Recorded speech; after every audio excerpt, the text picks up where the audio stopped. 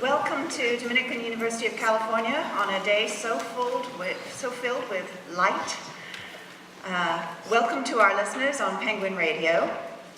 My name's Nicola Pitchford. I'm Vice President for Academic Affairs and Dean of the Faculty here at Dominican, and we are delighted to have so many with us. I will just do some brief thank yous. I'm delighted to co-host this event for Dominican with Dr. Hannah Rodriguez-Farrar over there, who has done the heavy lifting.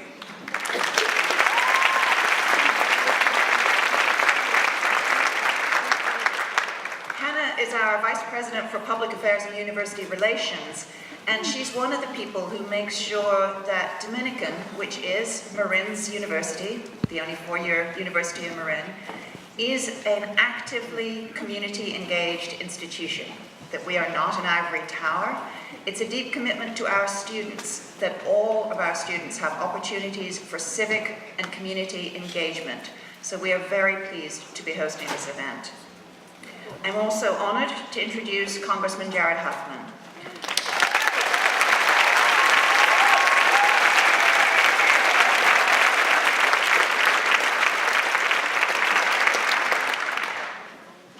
Congressman Huffman has represented Marin County and California's 2nd District since 2013.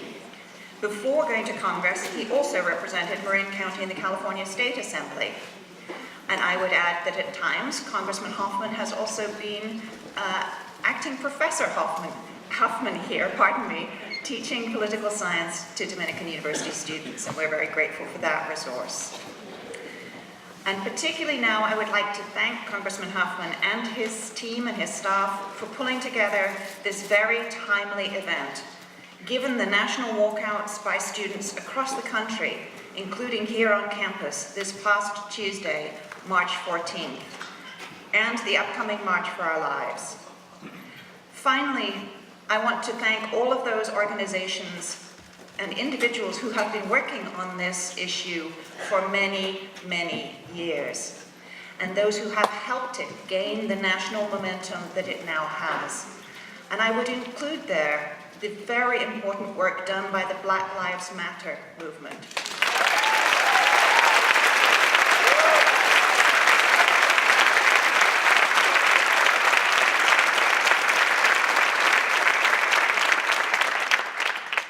Congressman Jared Huffman.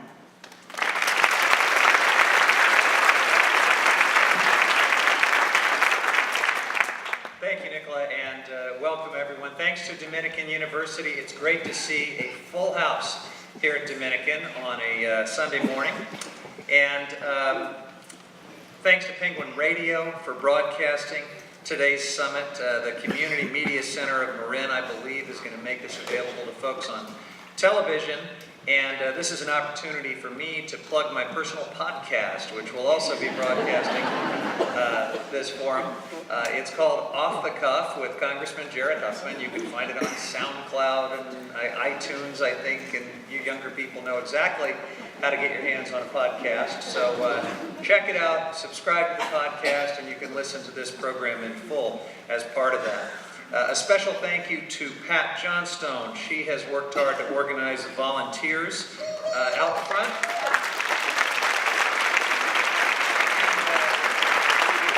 They're doing something really important and very much related to the subject matter today. They are circulating voter registration materials.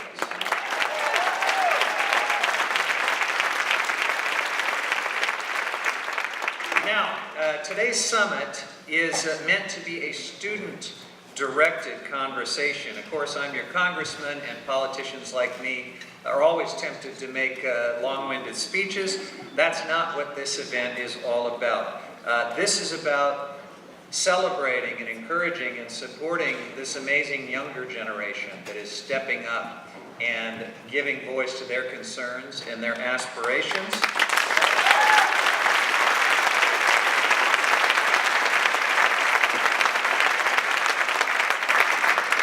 For those of us who are a little bit older or a lot older, and I see a very generationally diverse crowd here today, it's about how we can support them and work with them in what I hope will be an intergenerational and transformational coalition to bring some sanity to our gun laws.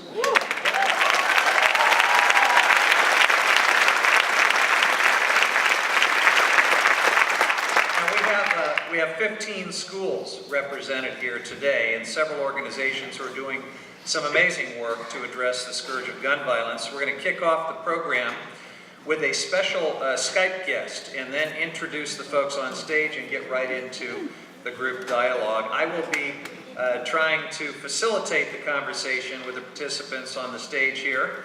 And my staff will also be collecting question cards. So if you want to submit a question for the conversation, raise your hand. My staff will get you a card, and we will do our best to get to as many of them as we can. We had hoped and planned on being joined by one of the high-profile, amazing students from Marjorie Stoneman Douglas High School in Parkland, Florida, Emma Gonzalez. You may have seen her on CNN. You may have seen her amazing speech.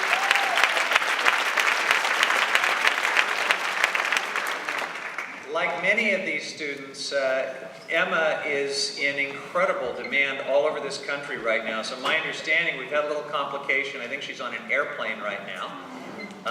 And I just can't even imagine what it's like being one of these Parkland High School students who are still grieving and trying to recover from surviving a terrible mass shooting just a few weeks ago, while also becoming national television celebrities and incredible advocates, and also trying to study for their AP Gov exam and take classes and actually finish up their junior or senior high school year. I just can't even imagine the strains that they're under. But fortunately for us, we have a terrific backup plan. And so Bradley Thornton is a 2015 graduate of Marjorie Stoneman Douglas High School, and he, along with some of the other recent graduates, have been working with the survivors from their alma mater and doing their own amazing advocacy. I'm going to hand it over to Bradley right now, who's joining us live from Florida by Skype, and ask you to say hello. Bradley, welcome to Marin County. Hello.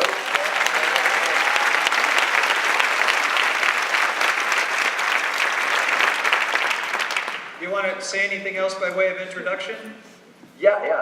Absolutely. Hi, everyone.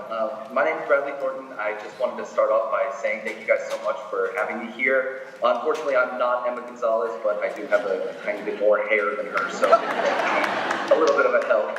I just wanted to thank you guys for having me here to talk about what my friends and my peers have been working on here to ensure that this tragedy never happens anywhere again. All right, thank you.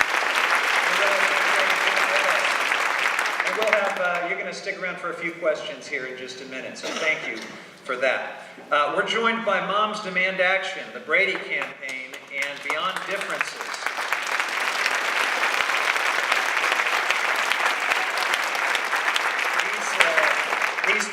organizations, each in their own way, are doing heroic work to help stem and prevent this problem of gun violence in communities and schools. And now comes the part where we get to meet our student ambassadors who are here to represent their school. So I will just ask them to go, maybe starting at this end, let's go down the line and just introduce yourselves. Tell us where you go to school. Yeah. Hi everyone, my name is Samantha Hunt and I go here to Dominican University. I am a senior and I represent our student body vice president. My name is Hallie Balch. I also go here to Dominican. Welcome. Thank you for being here and for talking with us about this issue. I represent the student body as the president. Thank you. Hi, my name is Isabel Kumiller. I go to Branson High School, and I'm just here representing my school and my peers. Good morning, everybody. Buenos dias, everybody. My name is Evelyn Navarro. I am the Associate Student President of SRJC Santa Rosa Junior College. Hello, everyone. My name is Elizabeth Tarubo, and I am from Marin High School as a freshman to represent everyone at the school. Good morning, everyone. My name is Marin Mejia. I'm a junior, and I represent Terlinda High School. It's Alex Samard. I go to Marin Catholic High School. I'm the student body president over there. I just also wanted to thank Congressman Huffman for hosting this event. I think these are exactly the types of conversations and interactions between adults and students that we need to have. And I'm honored to be here. Thank you. Hello, I am Joe Rico. I go to Tamalpais High School, the school of 1,900 people. I'm also here to represent Redwood High School because I'm substituting for their representative. Hello, my name is Ishmael Azam, and I'm representing College of Marin as the Associated Student President of College of Marin. My name is Jake Cohen. I'm a freshman at TAM High School, and I'm not only representing the beautiful student body at TAM, but I'm representing the movement of youth who are taking our country back.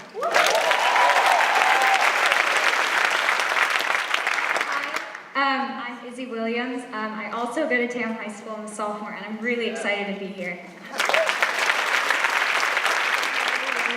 My name is Lily Goodyear. I'm representing Drake High School for our students and as well as our teachers. Thank you for having me. Hi everyone, my name is Adam Friedman. I'm representing Marin Academy. And they're Students for Gun Violence Prevention, an organization that's recently founded that we'd love you to all get involved with. I'm Mary Flagman. I'm representing the student body at Casa Grande High School as well as the teachers there. Hi, my name is Lola Amador. I'm a senior representing Tamascal High School, and I'm so thrilled that we have such a great turnout. Hi, I'm Lily Datnow from San Rafael High School. I'm a sophomore, and there's about 1,300 people there. I organized a rally on Wednesday for this issue, and then on Friday the students all had to stay home for threat of gun violence. So I can't think of a better or more meaningful way to spend my Sunday. Hello, I'm Elliot Scheuer. I represent Novato High School, and I'm organizing a march for gun control on April 21st.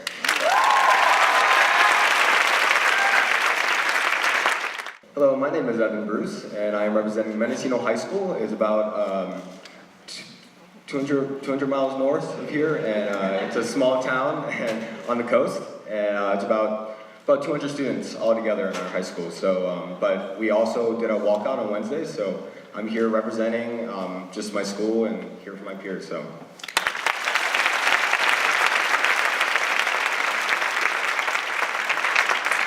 Right, so those are our student ambassadors, and Evan gets the long distance award. Thanks for coming down from the Mendocino coast.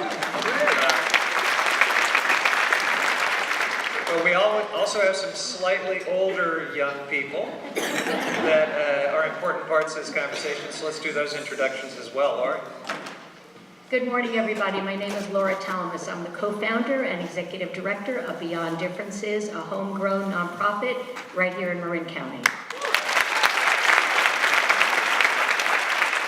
Good morning. My name is Helen Rosen, and I'm honored to represent Marin County's Marin Moms Demand Action, and I'm honored to be on the stage with all of you students. Thank you. Hi, my name is Dana Spaeth-Williams, and I'm here to represent Moms Demand Action, and I just want to say this momentum is unprecedented, and it's very exciting. Hi, my name is Jessica Gerber. I'm here representing the Brady Campaign to Prevent Gun Violence out of Washington, D.C.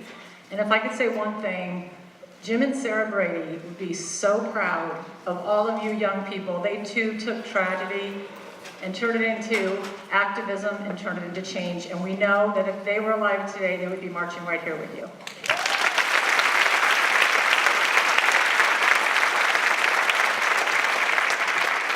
All right, well, thank you very much. So here's how this is going to go. I will exercise the moderator's prerogative to start us off with some questions for our students, and then I'd like to open it up to questions that they may want to ask to either me or any of our advocates here from the groups. And meanwhile, I hope many of you are beginning to submit questions. Again, just raise your hand and we'll get a card in your hands and we'll incorporate those questions in the conversation. But I'd like to start with Bradley from Florida.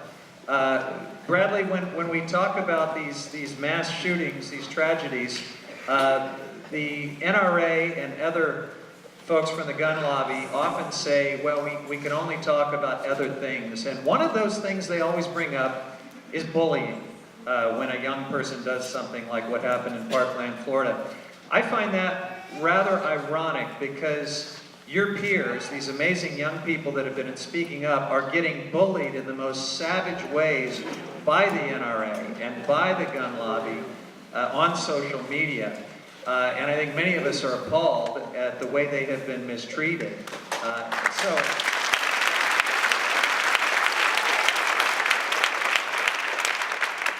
I guess I'd like to ask, how are you and these young people in Parkland, Florida handling the negative comments? And how are they holding up? Okay, I think that everyone is handling the comments really, really well. It helps that we're all, now because of this movement, we're all very, very close friends. So a lot of times when, an inappropriate comment will come up on social media or something, we'll all share it with each other and say, look at how hilarious this is, look at how ridiculous this is. And I think that's really helped us all. Of course, it sometimes does get to us a little bit, but our community and our friendship is really what's keeping us afloat, so yeah. How's Emma holding up specifically, because she has been singled out and targeted by some of these folks with some brutal comments online? Yeah, Emma and Cameron and David, Cameron Caskey and David Hogg as well, specifically, they've been really singled out by some really inappropriate comments.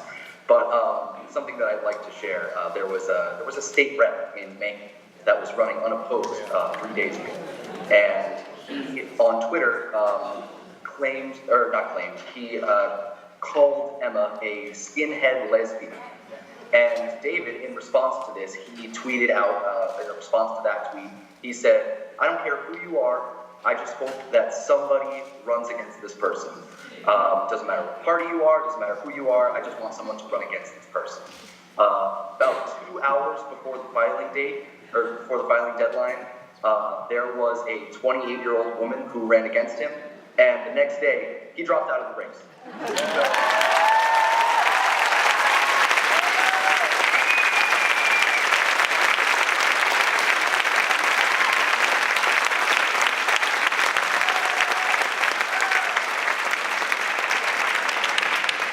Bradley, so it just goes to show.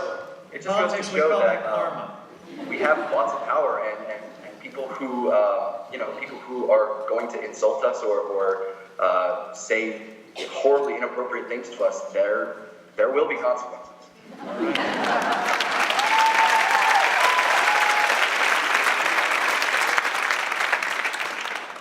So we can't forget that just a few weeks ago, your friends lived through a terrible trauma. How are they coping with what is obviously a devastating emotional experience? Yeah, the shooting was about a month ago. It was a little over a month ago, and feels like a lot longer than that. I think everyone in the movement, everyone at the school, any student, any alum can tell you that this month has been probably the longest month of them. And I think, you know, everyone is coping well. The school especially has poured tons and tons of time and effort into ensuring the students are as well off as they can be. The first week back was all half days, all days where no curriculum took place. It was just a day of healing. Lots and lots of school counselors, other volunteer counselors from different places came through. Lots and lots of therapy dogs were all over the school, making sure the students and teachers were, you know, as comfortable and as happy as they possibly could be coming back to the school. You've had to become very knowledgeable about gun policy. Did you know anything about this subject before this tragedy in Florida? Yeah, a little bit. A lot of us were very slightly politically active. A lot of us are in the arts, so I'm a TV production and theater student, and a lot of the other students in the movement are. So with arts, you know, progress and policy change kind of comes with the territory to a certain extent. But very few of us have experience in real solid politics. And, you know, through this movement, we've all had to become experts on it. And it wasn't our choice, but we're glad to do it. What's the most surprising thing you've learned over the last 4 weeks? I'm not sure about it's the most surprising thing that I've learned, but the most surprising thing that I've experienced is how little a lot of politicians really care about this issue. I myself wasn't at the lobbying trip to Tallahassee the week after the event, but a lot of my peers and fellow students were. I believe there were over 100 students from Marjory-Stoneman Douglas that went there.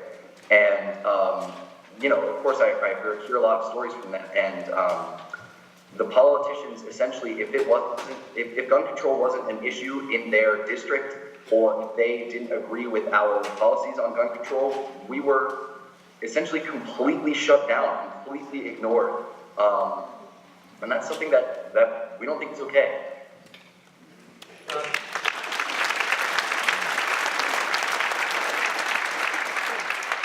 I want to see if we can maybe get 1 or 2 questions from our student ambassadors that they may have for you. So did any of you here on stage have a question for Bradley? Bradley, thanks for joining us. Where should I look? I'll just look out at you guys. So I know you guys have done a lot of good work getting attention for this, but I was wondering, like, what are the next steps? What are the game plans now that we have the whole country's attention? How are we moving forward with that? Awesome. Yeah, okay, great. That's a fantastic question. Well, after the march, we are converting into a nonprofit organization, and our goal after that is to empower and inspire our fellow students and our fellow youth to create organic and educated and grassroots style content to ensure that gun control and gun violence is the #1 voting issue in the upcoming elections. And to do this, we're focusing on...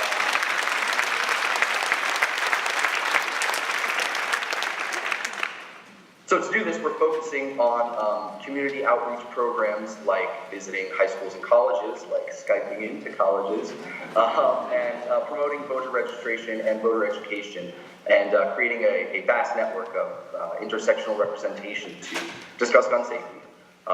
And I heard that there was voter registration at this event, and I really, really encourage all of you guys to register if you haven't.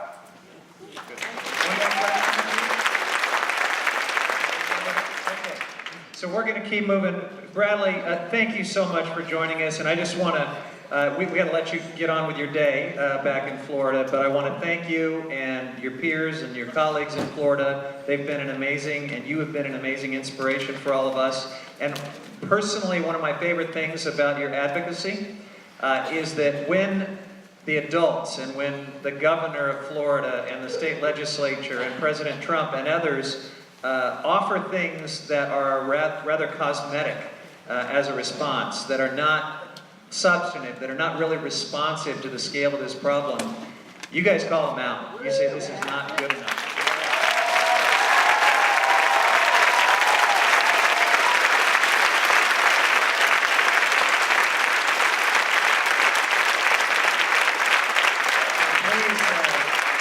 Please continue to set the bar high and keep holding elected officials to a high standard, and look forward to working together with you. Thank you. Yeah, I'd like to just real quick.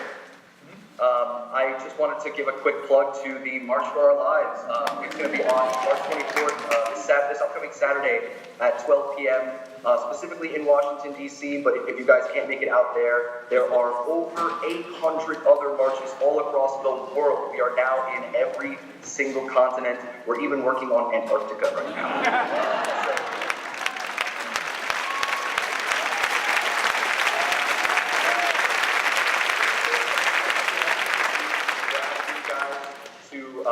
To stand with us wherever you guys are. We're asking anyone that stands with us in demanding that our government takes more action on gun safety and gun control to come show your support and march with us.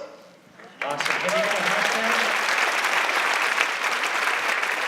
Have you got a hashtag? Do you have a hashtag for this march? Yeah, our hashtag is March for Our Lives, and you guys can follow us on Twitter at @march4OurLives. Terrific. Have a great day, and thanks for joining us.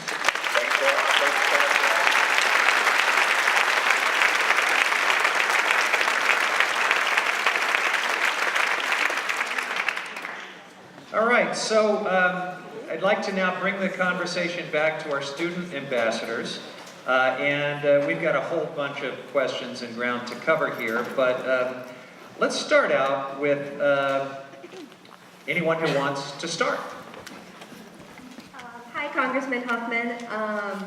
I guess my question would be, as teenagers, we have a lot of adults telling us that we are too young to be socially active or politically active or in any kind of, or that we're too young to know about what we're talking about. What do you have to say to people that criticize the youth with their activism?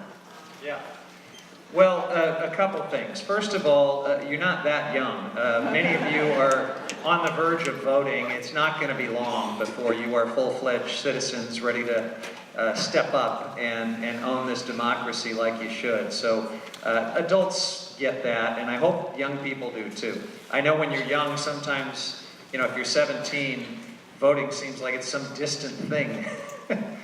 But it's not. And so even before you are 18, even, you know, when you are younger than that, younger teenagers, middle schoolers that I talk to, it's not too early to start stepping up. And politicians need to listen to you. They need to take you seriously. But many of them actually want to listen to you and take you seriously. Many of us feel a lot of distress that our generation has messed a few things up for you and your generation, and we want to work with you to see if we can't fix some of that. So continue to do that, but I would also tell you there's a lot of evidence right now about the power of young voices. These young people from Parkland, Florida are showing us that young people are incredibly persuasive advocates. I had the chance to meet 5 of the students from Marjorie Stoneman Douglas High School. They came to our Democratic Caucus meeting, and they told us how nervous they were to be in a room with all of these people with such power. And we sort of laughed at that point, because many of us have been beating our head against the wall of gun reform for years and getting nowhere. And along come these young people who are just stepping up and speaking so eloquently and so emotionally, and they are changing the country and changing the world in ways that we can't.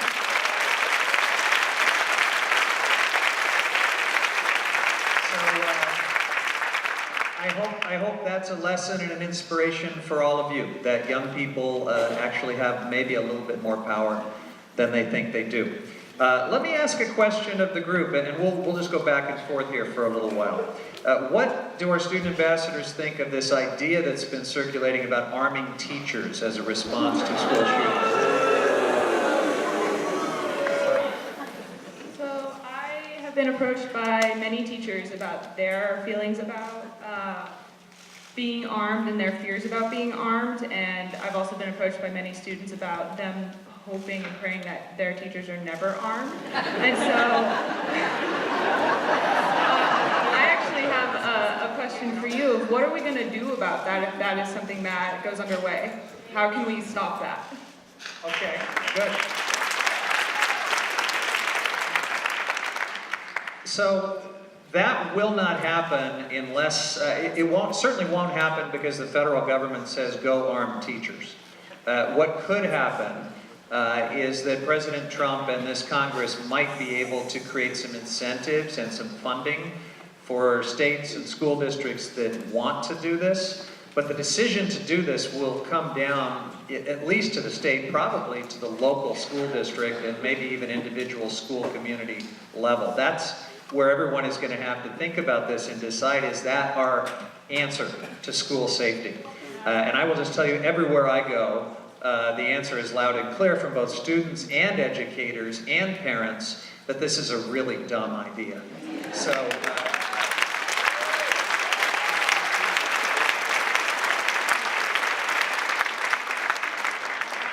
I'm not really all that concerned that we're on the verge of seeing armed teachers in the North Bay and Mendocino and the North Coast. I really don't think anyone's going to want to or choose to do that. My bigger concern is that it's a distraction.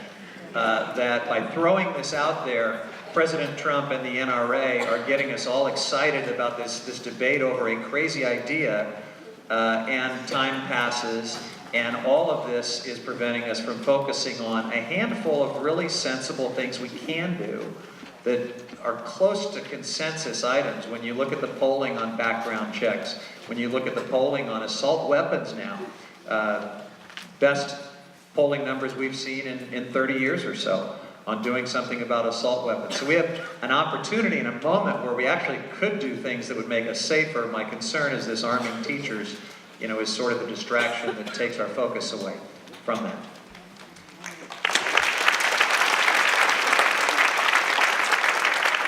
All right, let me ask our student ambassadors, how many of you are either registered or pre-registered to vote? Okay. I think I know the answer to that. Are any of you planning not to vote?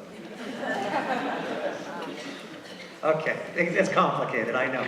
All right, let's keep going. I have a couple of questions from the audience that we'll work in right now. First, the organizations that are here.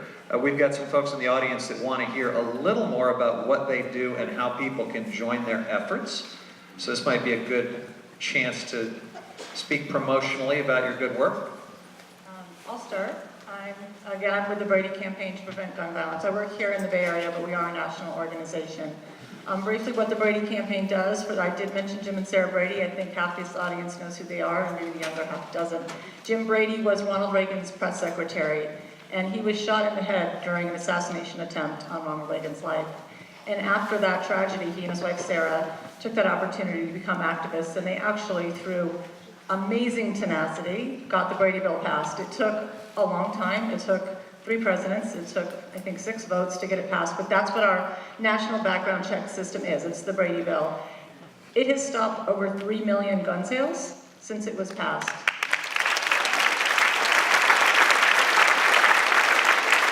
I will say, that was in 1994 when none of us were buying anything on the internet. In 1994, when gun shows were a place that your grandfather took you to see a Civil War rifle.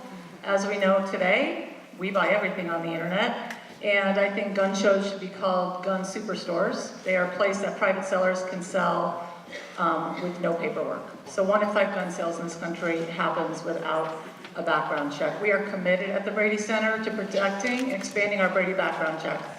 We have them here in California. There are many states that have passed that. But half the citizens in this country live in a place where you can buy a gun online or at a gun store without a background check.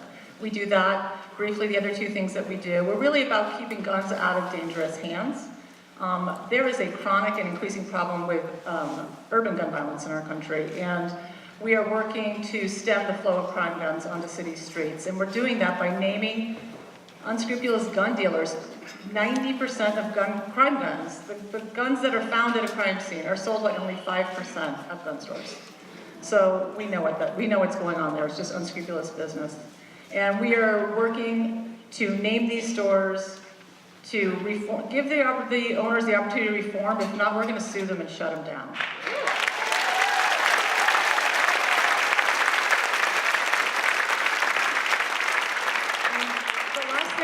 That we've been working on for the last several years is really having a national conversation about responsible gun ownership.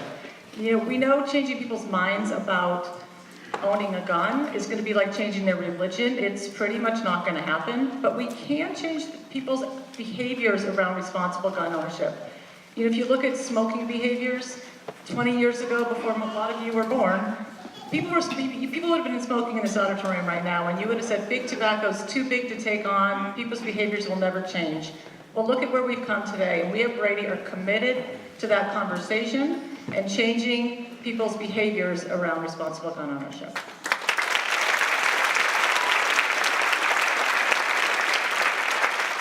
So how can you get involved? We have local chapters, really on the grassroots level. We have a local Marin chapter. This is all on our website. We also have Leadership Council here in the Bay Area, really people that can help us network, open doors, and to help us gain, you know, awareness for the work that we're doing at Brady that I just explained, as well as helping funds, because we are a nonprofit. So the other way you can help is you can make a donation.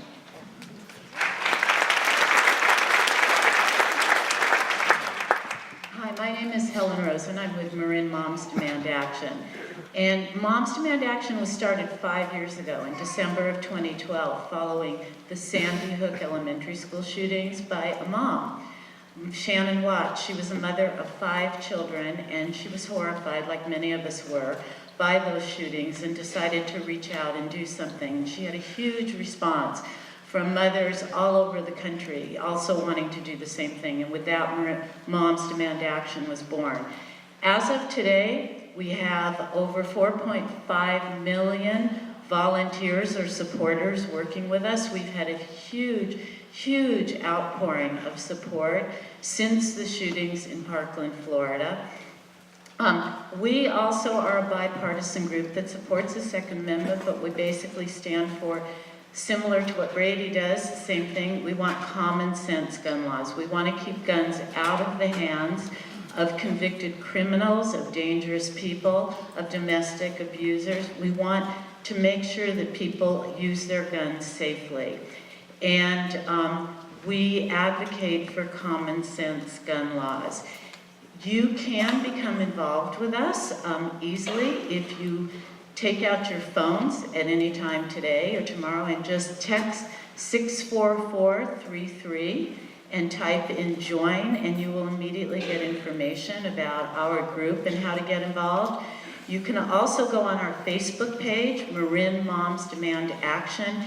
It's continually updated, so we tell you all of the events and activities that are going on. Tomorrow night, in fact, we have our monthly meeting, and everyone is welcome to come at 7 o'clock at Temple Road of Shalom in San Rafael. And I just want to point out an interesting statistic. Many of you may have heard this, that 97% of people in the United States say that they are for comprehensive background checks. That means people from all political parties. That means gun owners and non-gun owners. Everybody believes in comprehensive background checks. When we have 7 teens a day who are shot and killed by a gun, we have a national health crisis, and we need to do something about that.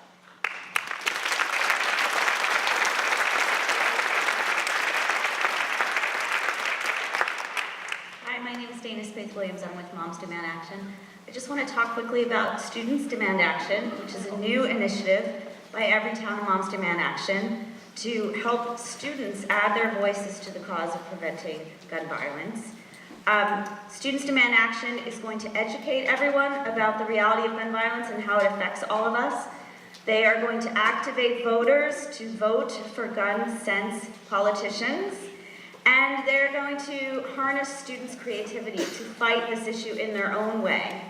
Students, if you would like to join, you can text STUDENT to 64433 and you will be signed up and you will receive information about how to move forward.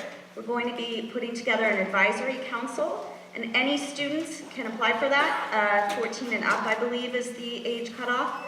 That is going to be coming out in April. So if you're signed up for Students Demand Action, you'll receive an email about how to get on that advisory board. We also want to remind you all about the march coming up very quickly, March 24th. We hope that all of you will show up and add your voices to this important cause. Tell us the text again. I see some phones and thumbs working on this. Tell us the text again. 64433. Text STUDENT. Student, singular. Yep. All right. Good morning, good morning. Thank you so much. I'm so honored to be here. Beyond Differences is a national organization that was founded right here in Marin County about 8 years ago. We are a youth-led social justice movement who believes in inspiring and empowering students as early as middle school to change the culture of their school by making sure that everyone comes to school every day being accepted, valued, included, and respected by their peers. We believed 8 years ago that there was an increasing epidemic of social isolation, which we now know is quite serious and leads to many of the violent and horrific shootings that we're seeing in our society. Were it not for the leadership of Congressman Huffman and Mary Jane Burke, we would have never had the opportunity to be in all of your middle and high schools, and I hope many of you have grown up knowing about Beyond Differences programs. Today, we are led by 100 high school students who are on our teen boards, and we are also scaling national programs across the United States for awareness days like our No One Eats Alone Day that I think many of you have heard of. We work online with Call It Out, and we also have a back-to-school program called Know Your Classmates. All of this is to identify and put students in charge of ending social isolation. We know that not everyone who is socially isolated grows up to be a shooter, but we do know that the shooters have all been described as socially isolated, disconnected, and that is not tolerable any longer. We have a public health crisis in our country, and it is killing our children. So unless we grapple with something positive and preventative like ending social isolation with students in charge, we will never get to the bottom of ending the kind of crisis and the kind of horrific violence that we're seeing in our society. So I'm honored to be here on stage working with gun control advocates and mostly with the students whose voices I honor and cherish and will always work as hard as I can to empower your voices. And how do we support you? BeyondDifferences.org. We're right here in San Rafael, and we would love your support. We're in all 50 states, red, blue, small, little, big, urban, suburban, but anybody can bring our programs to their school for free, and we really would appreciate signing up at BeyondDifferences.org. Great. Thank you. Okay, let's bring it back to the students. We've got some questions from the audience that go right to you folks. I'm going to read two of them and just invite you to all jump in as you see fit. First one is, do any of you have parents or friends who were anti-gun control laws before and have since changed their minds? And then the second one is to graduating students who may be going out of state to college. Do you know the gun laws of the states where you are thinking about attending college? Is that a factor that you think about when you think about your safety? So there's two questions. I invite our students to jump in. All right, so I will go ahead and try to take on the first question. I'm from Redding, California, which is at the very top of the state and represents a very different kind of background than the one that I found here in Marin. Yes, both of my parents are very pro-gun, pro-Second Amendment, and they have, since having conversations with me and hearing about all of these senseless tragedies, have shifted their opinions. And they do see the importance of common sense gun legislation. And after constant conversations, I can't tell you how many times they use the phrase, "We're not trying to take away guns, Mom." It has helped shift, because I think that what's important here is to recognize that people are being killed, and this is humanity. What do you think shifted it for them? Was it just worrying about their daughter as they watched these school shootings and these mass tragedies? I think that certainly played a huge role, especially for my mom. I'm her only child, her baby, and so for her to understand that this is happening to children, and that it's happening to children in a place where they should be safe to learn and to grow as people and as citizens, she realized that she needed to make a change in the way that her mind had been set to believe.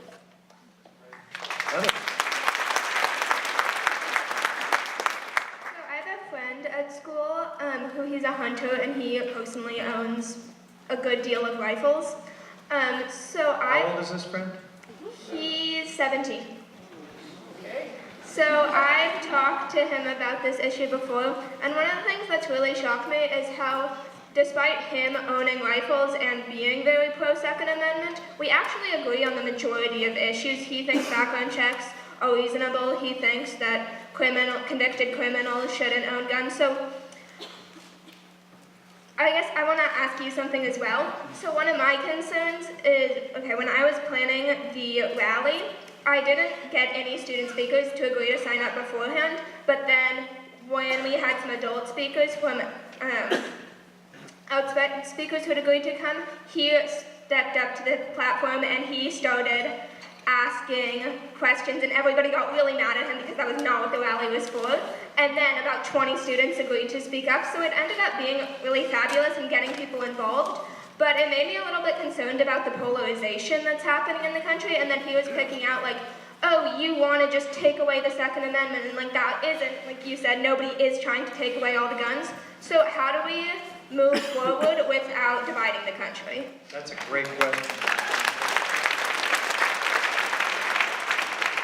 So there's a couple things I think in that question. First of all, if we're here to tell young people that they should have a voice and that they should be listened to, we got to be prepared for the fact that we may get some different perspectives as they're speaking out, and that has to be okay. All right, so I think the challenge is to make sure that that dialogue is respectful and civil, and that it becomes a conversation and not people just talking at each other. I was recently at a school. I've been at a bunch of schools. This was Cardinal Newman High School up in Santa Rosa area, a school that has really got hit by the tragic fires in the North Bay. And most of the students, overwhelmingly, were sort of one view on this issue. But there was a little cluster of boys who I could tell were not digging it. And they came up to me afterwards and didn't really feel safe in the bigger group expressing their views. They think that assault rifles are okay, and they're very much of the pro NRA perspective. And we had a conversation, and I hope I told them a few things that they didn't know, but I tried to do it in a very respectful way. It's too bad that they felt that they couldn't say some of these things in the broader group. And so I guess I would urge all of you, as you find your voice, to make sure that you also, develop the skills to have conversations that go back and forth. I think you'll be more effective that way, and I think that's what we all want to see. So any other students want to jump in here? Yeah. Yeah, so actually going to the first question from the audience. My direct, immediate family has had a really fascinating interaction with guns. So growing up into the 5th grade, our whole family was terrified of guns. We didn't like them. No guns in our house. Blah blah blah. But when I graduated elementary school, my grandfather thought the best thing for a 5th grade boy graduating elementary school, what he really needs is a shotgun. So that was my gift, and then that's kind of when me and my dad had this really weird two-year romance of guns, I guess. So we went through the full transformation from no guns, blah blah blah. I'm oh wow, father and son, we're doing this thing. We kind of lulled into this brain set of wow, this is something we need. And then when Sandy Hook and all these other more recent shootings happened, we both kind of realized, and we woke up and wow, this is something that maybe we don't need. Just the fact that we own these guns, somebody could steal them and use them to do something bad or this or that. We actually ended up getting rid of all of them. So I thought that was a pretty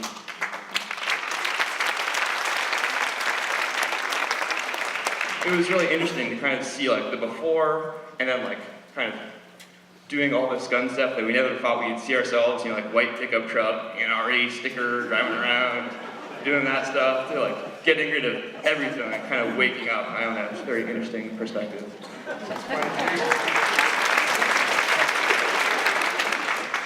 I actually have a question for you. Okay. Coming from Nevada, Ohio, where there is a larger conservative population and a larger amount of students who do enjoy guns and don't believe in gun control, how do you open this discussion without polarizing and getting people to just shut down because they don't want to listen?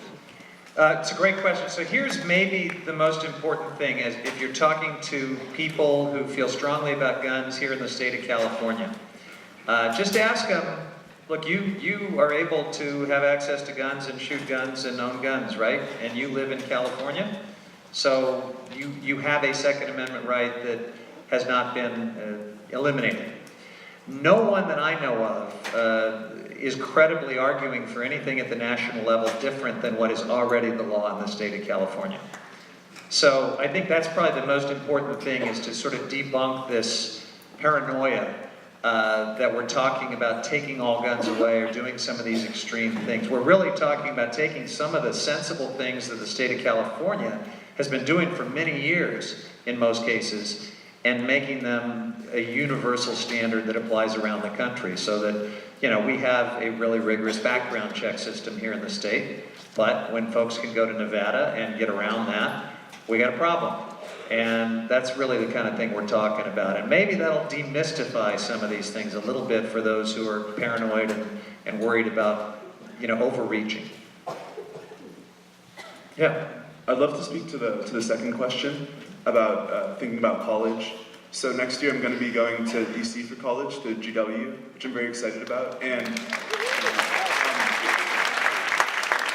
obviously when I was going through my college search, I was thinking a lot about the role guns play in different communities and politics in general. But I think often in this conversation we come at it from a place of fear. Obviously, you know, sometimes I'm afraid to go to school. I see these shootings, I wonder if that's going to be me. But when making big decisions in my life, I encourage you all to think about this. I try not to act from a place of fear, but from a place of action. And I'm going to school in DC next year, in part so I can do work with the Brady Center, which I'm very excited about, so I can advocate and work with our politicians, and so I can do work to make change. And I encourage you all to think about this notion, not of how we can act out of fear, but how we can act out of action, how we can advocate, and how we can continue to push to make change, not only on the local and state level, but on the federal level as well.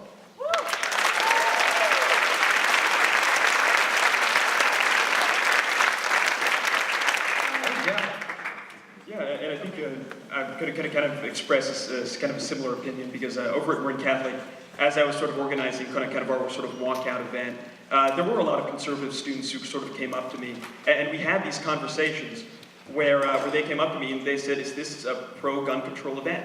And we kind of had to sit down and have those conversations. But I think those are important conversations to have, because I think sort of the greatest issue when it comes to these sort of gun issues is apathy. Sort of this idea that individuals sort of don't care sort of about what's happening, and they don't think this is an important issue. I think regardless of sort of which side of the political aisle that you're on, if you are having these conversations, you're not being apathetic, and you're sort of encouraged to take action. And I think, you know, especially at Marin Catholic, we all sort of marched as a community, sort of in silence, sort of pro-gun and pro-gun control people sort of stood side by side, and we said, we want to take action sort of regardless of what that action is. And I think that's something that maybe we're not seeing in Washington. And I had a question for you, Congressman, which is after... I love these guys. They're firing questions at me as I'm asking them questions. Keep it going.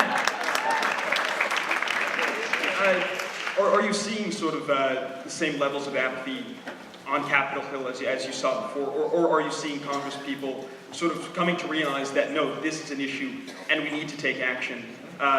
Or is there still apathy? Kind of what have been your observations? Yeah, it's a great question. So let me just tell you, sadly, I have seen a whole bunch of these mass shootings come and go from actually the time between my election and my swearing in Congress. The Newtown, Connecticut Sandy Hook shooting happened as I was literally at a training session for new members of Congress.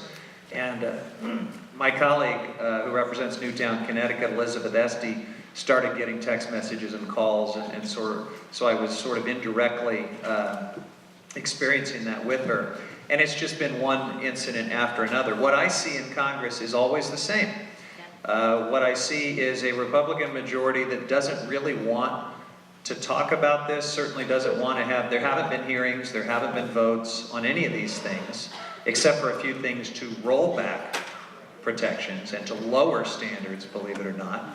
What we typically do is we have a moment of silence on the floor of the House. And Speaker Ryan comes out and in a very solemn way will bang his gavel, and someone from the state where the tragedy has occurred will make a short statement about thoughts and prayers, and let's observe a moment of silence. The House will then solemnly bow their heads for about 20 seconds. The gavel will bang, and we go right back to business as usual. So,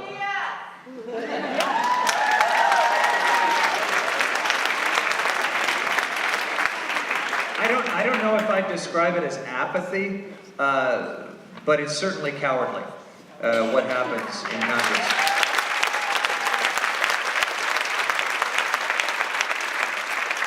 And unfortunately, it hasn't changed, even after Parkland, Florida. And in fact, right after that incident, there was so much political pressure building that Speaker Ryan actually sent Congress home early a couple weeks ago. He did not want us even to be in session because there was so much pressure for us to do something. And look, the playbook for the Republican majority in the NRA is always the same, right? It's to kind of run out the clock and hope that people sort of forget about this and then we move on and talk about other things. And that's why what you all are doing in this march and everything else is so important, because what you're saying is not this time. We're not going to let this issue go away.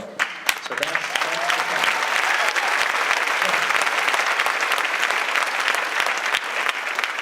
So this is kind of a common kind of question.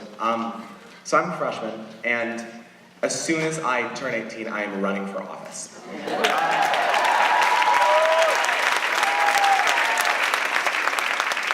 whether that's city council, whether that's district board or something else, it's just something I'm going to do on behalf of my Jewish community, my queer community, and most of all, my youth community. And I think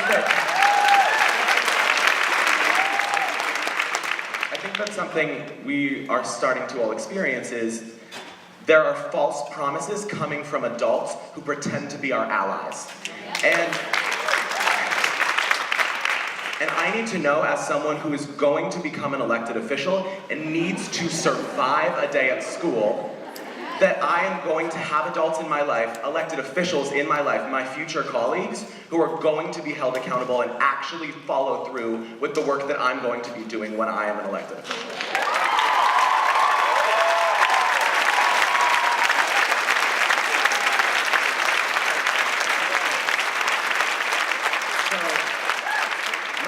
Is, how are you going to follow through? How can you make sure that all of us have the chances that we deserve to not only have our right to an education outweigh somebody else's to be armed, but how are you going to be a good ally to our generation of future elected officials and current activists?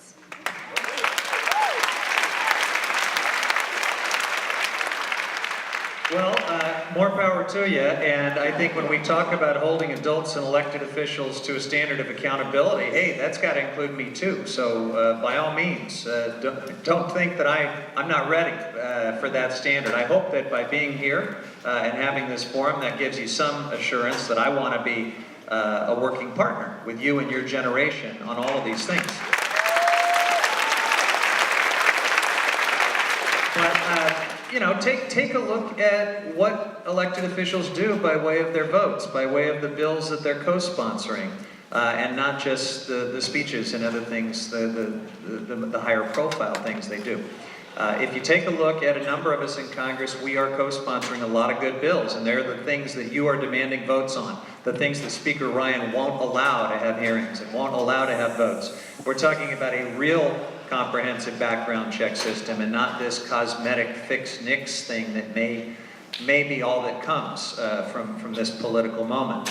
We're talking about a ban on assault weapons and high-capacity magazines.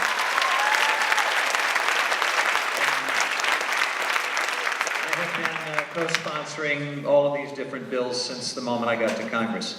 We're talking about repealing this really insidious piece of legislation called the Dickey Amendment, by which Congress prevents the Center for Disease Control from even studying the public health effects.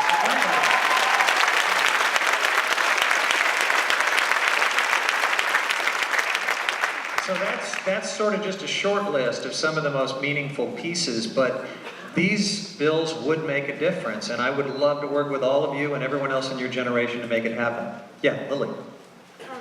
So, police responded to calls about Nicholas Cruz 39 times, but he was never charged with a crime. How do you think we could create a system that protects the rights and privacy of the people, but still can realize the difference between Nicholas Cruz, who publicly announced he wanted to be a school shooter, and Nicholas Cruz, who actually was a school shooter? I think that's a question that all of us need to answer. Certainly there needs to be some accountability at every one of those agencies that dropped the ball. But look, here's the piece that I don't think we talk about enough. You can talk about the mental health system not catching this guy when there were all of these warnings, but I think the gun issue was part of that too. Because when we talk about what should have happened, this guy should have had his guns taken away.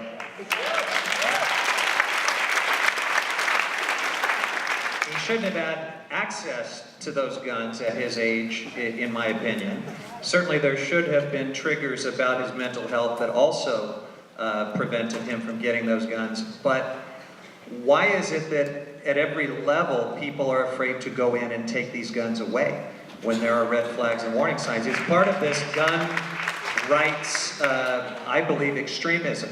That, you know, individual liberty means having whatever weapon you want, and we've just got to break through that wrong-headed thinking. This guy should have had his guns taken away, and I think the gun sort of fever in this country is part of why the system failed.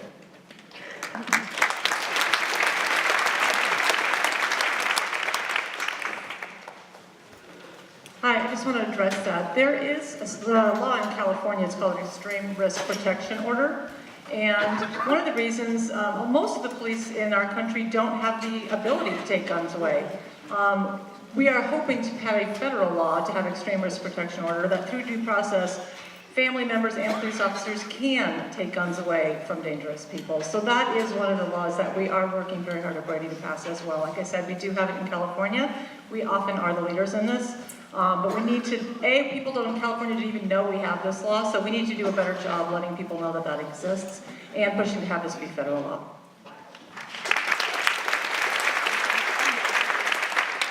And I just want to mention that for adults here, kids know who the other children are in their communities who are feeling so socially isolated that they're starting to come off the rails.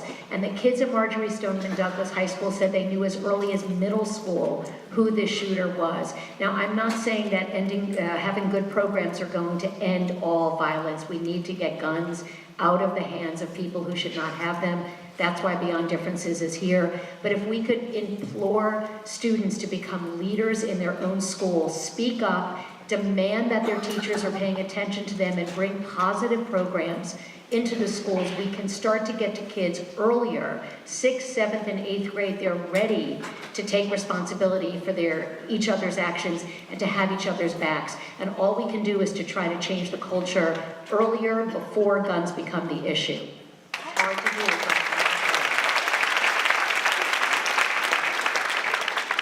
All right, other student? Yeah, please. Yeah, well, I have actually a question for all the other students sitting on the panel. So I was reading this article on NPR, and after the shooting at Stoneman Douglas High School, the threats per day of school shootings increased from 10 to 50. So after a school shooting, more and more threats are coming into schools and everything, and for violence at the schools. I know that the Tamil High School District has a serious problem at like Redwood, bomb threats, school shooting threats. People are doing it as a joke to get out of tests that Tamil High was written in a bathroom. There would be a school shooting at a certain time. Personally, I know this is 100% unacceptable, and I want to hear about from your schools what the culture is around these threats and what you believe we could do to make sure that we change that, and what we can do to educate people on kind of the seriousness of this problem and make sure that we, as activists, as our age group, be taken seriously, because if we're making these threats that are faceless, just for these petty reasons of, oh man, I had this calculus test, or haha, what a joke. There's no way that our voices could be taken seriously. So what's going on at your school, and what do you think we can do? I'd like to speak to that. So the last serious lockdown drill I remember was in elementary school, though at high school we did just recently have one. But there is that 4 or 5 year gap in between there, and so when we recently just had ours, I had no idea what to do, and that's something that needs to change. We need to have regular lockdown drills the way we have earthquake drills and things like that, and so, which is absolutely ridiculous that I have no idea what to do when there is a red alert going on campus. That is something that needs to definitely change. And then also, I believe, I lost my train of thought. Yeah, lockdowns need to be something that's regularly implemented. Building on that, like I mentioned before, on Friday, I stayed home from school because there was supposed to be a shooter, or there was a threat for a shooter to come to school that day. But really, I found out about it through a text from my friend. There was no school protocol. Eventually, at the end of the day, I came to school to pick up my work for like the last hour, and half the school was gone and half the school was there, and there was no protocol. Obviously, since these threats have occurred, most of them aren't going to be real, but that they're not going away, so that we need to take action to decide whether we are going to not let the fear get into our lives and continue with our lives, because a lot of the threats, that is their goal. It's part of terrorism to incite fear. But at the same time, you can't go around being fearless and going to a school that's threatened to be shot. So I felt like I was not in a position to make that decision of whether I should go to school and have to do all the makeup work or and stay home. So I think that with this, one thing the school could do is just communicate better, and part of that is lockdown drills, and part of that is just it was a waste of the school day because half the kids weren't there, so school might as well have shut down. I don't know, there just needs to be some decisions made, whether that's by the students or by the administration. It needs to be clearer communication. How many of your schools have had lockdown drills, just by show of hands?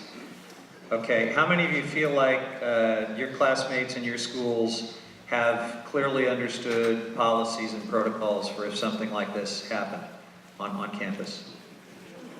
No? How many of you would like to see your schools do more to prepare students and teachers for these situations? Okay. Do any of you feel like we do too much, that it's too scary or anything like that for kids? That's interesting. Okay, I appreciate it. Others want to jump in, please. Since Parkland, my school has had 3 lockdown drills, and every single one, none of the teachers have had any ideas what to do. Some of the teachers even forgot to lock the door. Some of the teachers, they didn't know where we were supposed to go. They didn't know who we were supposed to cover the windows. And school shootings is a very real issue, and none of our policemen none of them are armed. And so if there is a school shooting, we are kind of left to defend by ourselves because there's not a clear code on what we're supposed to do if that takes action. I wanted to address the question about school culture and also a little bit about the mental health.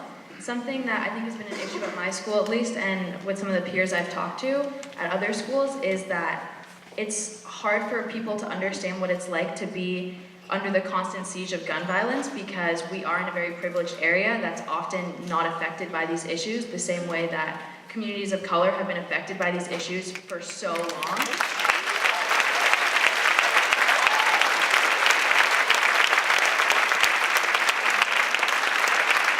And so something else that I also wanted to touch on is that every time that there's a school shooter who has been a white male, mental health has come up.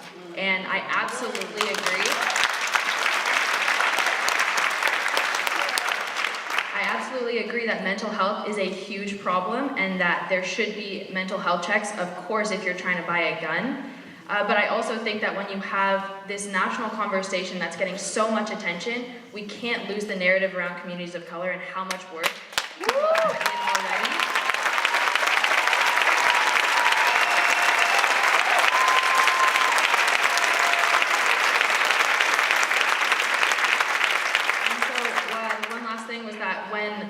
school did on Wednesday, we had a walkout, and we had kind of more of a school-sanctioned, smaller walkout with voter registration and things like that. And then a smaller group of students that me and some of my friends organized walked to the Ross Police Station to protest gun violence as inclusive of police violence as well.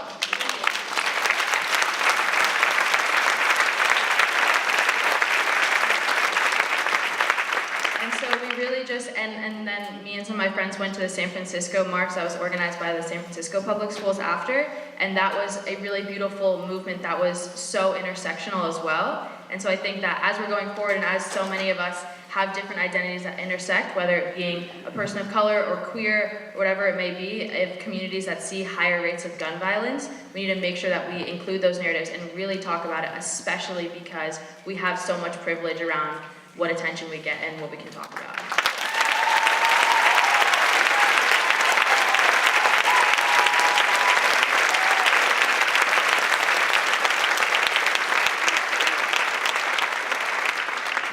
And I do want to follow up maybe with just a bit of encouragement for your schools and for, the discussion that you just encouraged here. Dominican did have, after our walkout, we had an entire campus safety briefing where we all sat down with the leaders of our school, with the administration, with the staff, and we expressed our concerns, talking about, what about if the doors don't lock? What if we do have an active shooter? How recent are these protocols? How quickly have they been updated upon these horrible things that we're seeing? So in these smaller institutions, we're seeing these grassroots uprisings, and we're seeing these students that are concerned, and we're voicing our concerns to our administrators, and they're hearing us, and they're talking to us as peers.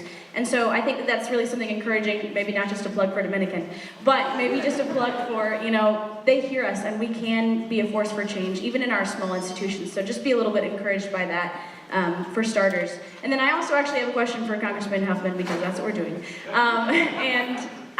This isn't the first time that we've seen gun violence, as we've talked about previously. We've had these constant tragedies continue to happen. And so in our time in student government, over the past couple years, we have organized voter registration. We have done letter writing campaigns, but we're not seeing that change that we're asking for. We're not seeing the things that we need to see in our nation. So I'm curious, and I think the rest of us probably are too, what can we do that's more than a letter writing campaign? What can we do that's more than a march that will be nationally recognized to see the change that we need?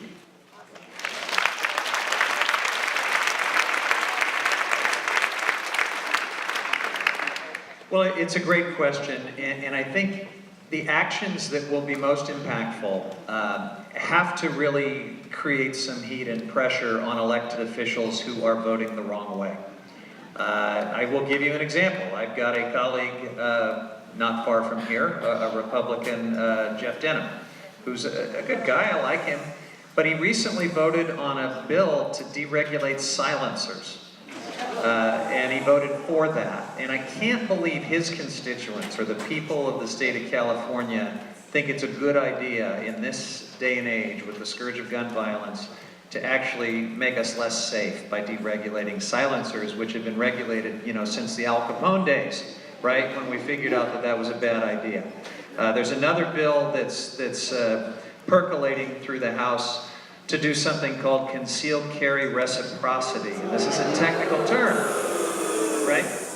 But what this really means is that if you can go to some state or local jurisdiction anywhere in the country and get a concealed carry permit, which in many cases you can get really easily with very little scrutiny, very little training required, that every other jurisdiction in the country would be required to honor that concealed carry right. And so you could have people right here in San Rafael with concealed weapons because of a permit that they got in some place that has totally different standards and values and laws in place. That's a terrible idea. It would make us a lot less safe. Law enforcement believes that it's a really terrible idea. And yet it might just pass the House of Representatives. It's got a whole bunch of Republican co-sponsors, that bill. So I think targeting the accountability on the folks who are actually putting up these bad votes, making sure that they know that people are watching and that there will be accountability is going to be the key to what you just asked about. Yeah? So in part, vibing with what you said, because that was miraculous, and in part answering to your question, I think that if we're going to be successful, we have to do a few things, because we are young people and we live in a culture of adultism and ageism.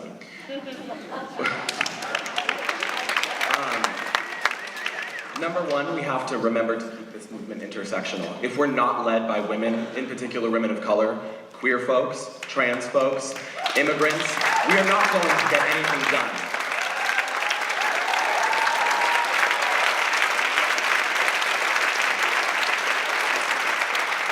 Secondly, we have to remember to hold people accountable. Just because we have less age does not mean that we have less power, even if they're telling us otherwise.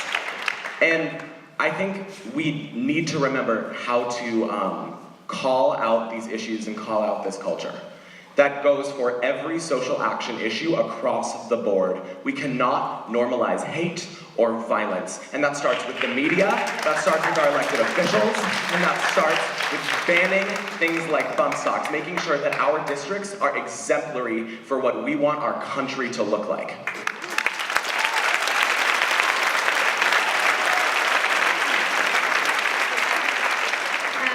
Can I just add on, I really want to echo the hate piece of what you just brought up, because we've seen some of these mass shootings that involve such hateful thinking and ideology. I'm thinking about Charleston, South Carolina in particular, and the young man Dylan Roof, who walked into a church and slaughtered these wonderful people. And we read just last week that his sister was just found to have a gun and making threats of her own about hoping people are shot. So this hateful thinking, and in many cases racist or homophobic thinking that is behind some of this violence has to be called out and confronted.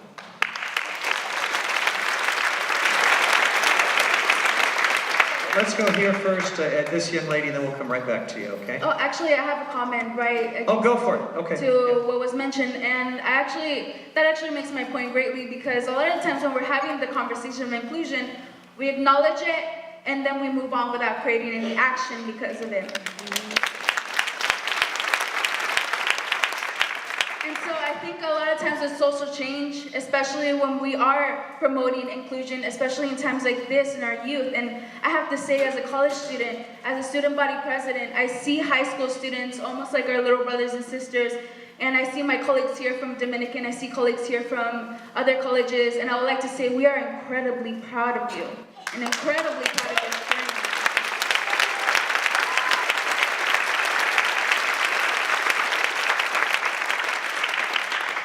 And so I would like to also remind everybody of the undocumented population, the undocumented population of our students. Not just in middle school, but also high school students, also college students. As a representative of over 20,000 students, I represent a large population of documented students as well, and I ask you, what are we doing for them? What are we doing for them to include them in our education? What are we doing for them to include them in this process? Because at this time, they are afraid to simply go pick up their children. So imagine that fear even twice so, and finding out that their children might possibly be in danger. So please, let us remember of the undocumented population and what are we doing for them, Congressman?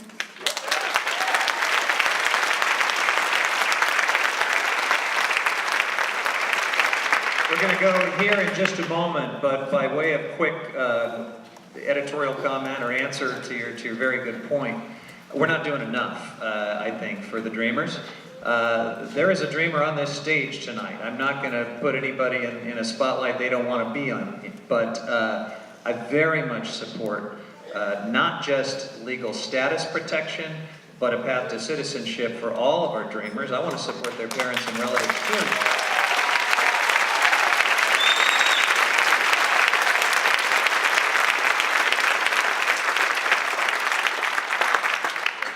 And I think, we win a few elections and we can get that done. I wanted to speak to the normalization of this gun culture. I just wanted to talk a little bit about lockdown drills. I remember my first lockdown drill was probably in about 4th grade. I was 9 years old. I kind of sat there with my back pressed against the wall away from the windows, and I was thinking, what could happen? Like, what are they so afraid of? Is somebody gonna kidnap us? Is somebody gonna yell at us? Like, who could really do that much damage to us? And then Sandy Hook happened when I was in 5th grade. And then after that, it was kind of like, okay, these are the things that can hurt us while we're at school. Fires, earthquakes, a man with a gun trying to kill us. And then the lockdown drills kept happening, and it's 5 years later, and we're still doing these, and it's become a normal part of our culture. It's become normal to duck under our desks and have our teachers. My history teacher is a woman that wears yellow gingham sundresses to work and is the sweetest woman I've ever met. And she had to look us in the eyes and tell us, A, she'd take a bullet for us, and B, if a shooter comes through the door, the idea is to throw desks at him. And I don't know, I sat there and I thought, I am 15 years old. Am I going to be able to throw a desk at a shooter if he comes in with a semi-automatic assault rifle trying to kill me? And that's not normal. That's not something that I should think of.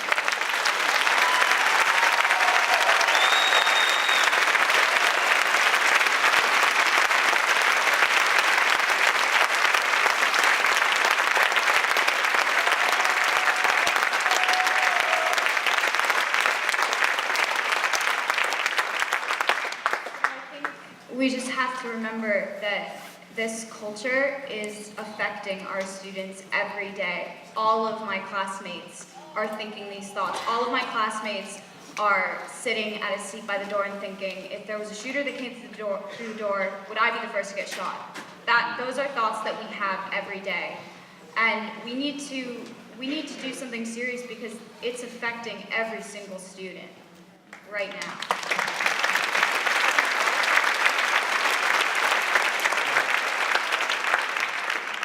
Stemming off of what Izzy said, I think that it's too often when I sit in front of the TV, I turn on CNN, and the first thing I see for years is one after another. I just see, school shooting after school shooting, and I'm thinking, like, what is going to be next? And it's this terrible feeling that I get of, it's so conflicting over helplessness, but also that I want to scream the truth that I am a student and that I want to do something. But I keep asking myself, and on behalf of the youth, what can I do? And so I was wondering, from your position, what do you think is the most important thing our generation can do to make sure this never happens again? The most important thing is not to let this passion and focus on this issue dissipate with time.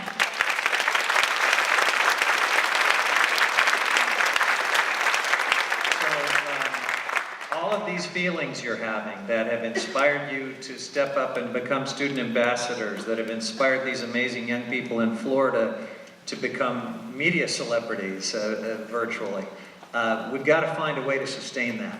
And that's going to be up to you. If you can do that, I think you can contribute to progress on this issue in ways that the folks before you couldn't. And so that's the key. It's up to you. Yeah. So I just have a comment to make about this whole thing. When conservatives or pro-gun people tell me, you can't take away my guns, or my gun is my right, I'm not saying that I'm going to take that away from you. I'm just saying that you probably shouldn't have guns that are made to kill people in your hands, like semi-automatic rifles. And to go back on that, the Second Amendment was made in the 1700s, where it would take 2 minutes to load a gun to shoot one shot. And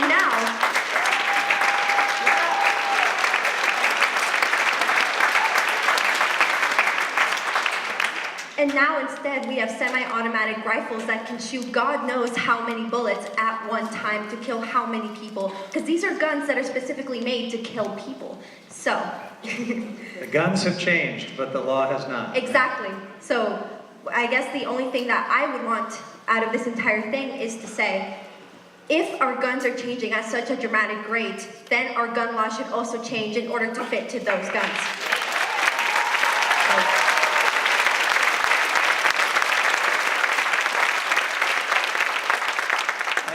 Myrna brings up a great point. We wouldn't have even been having a conversation about assault weapons or high-capacity magazines 100 years ago.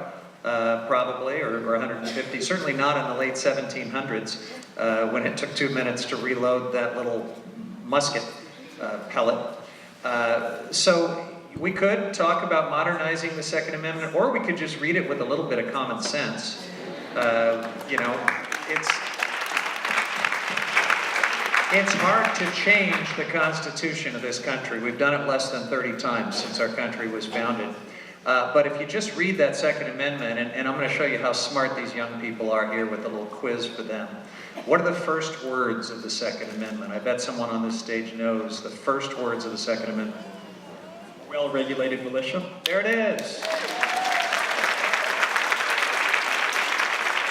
There it is. So, regulations have always been envisioned, even back in the late 1700s, on this right to bear arms.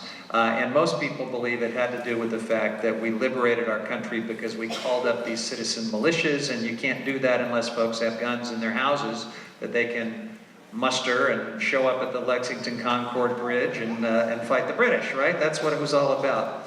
It wasn't about everybody having access to these weapons that our founding fathers could never have even imagined. So some common sense might get the job done. We may not have to totally rewrite the darn thing, and it was a 5-4 decision, very, very close with the Supreme Court, that took us down the road of this individual right. So I think we can get there. It's a great question. I'd just like to say that we're not fighting off the British anymore, and the average population, we're not killing our food in the wild. And so semi-automatic weapons and military-grade weapons shouldn't be allowed in the hands of non-military people. And that we go to school to learn, and we go to school to learn and to get an education and to be accepted, and that education is the only thing that someone can take away from us. So we shouldn't have to be worried about our lives being taken away because a gun was not rightfully in the hands of someone who is not stable.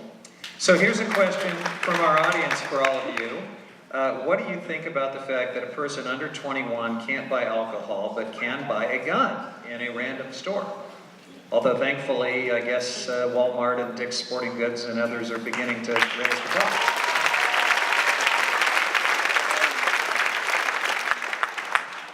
I personally believe that if we are, as teenagers, as young people, if we're too immature to safely use alcohol, then we are absolutely not mature enough to be using guns. If our brains are not developed enough, then why should we be allowed to use guns?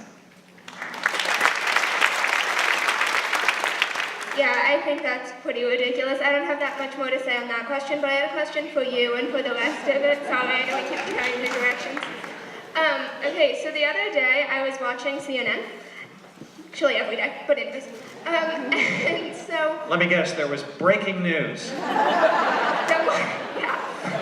they were having an interview with somebody who's running for the 2018 elections, who's a self-identified Nazi.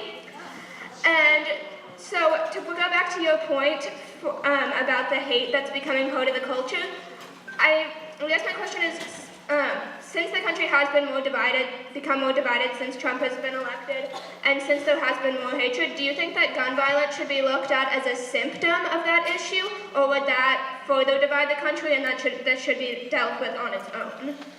So should gun violence be looked at as a symptom of our political polarization or as a separate issue? I think I'm going to fall into the latter category. I think our political polarization sort of stands alone, and it has lots of different manifestations. I think we've got to keep this gun violence problem isolated. And the reason for that is there are probably always going to be disturbed individuals, even in a less politically polarized time, that we would not want to get their hands on weapons. We have had a few that seem to be politically motivated. The shooter at the congressional baseball game obviously was politically motivated, and we've seen a few others. So I think the polarization can be one of the contributing factors that might drive someone to do a violent act. But we should just, I think, stay focused on who gets their hands on these weapons that can kill lots and lots of people in a short period of time, and raise the standard, and let's also tackle political polarization, but let's not use it as an excuse or a distraction from the gun piece of this issue.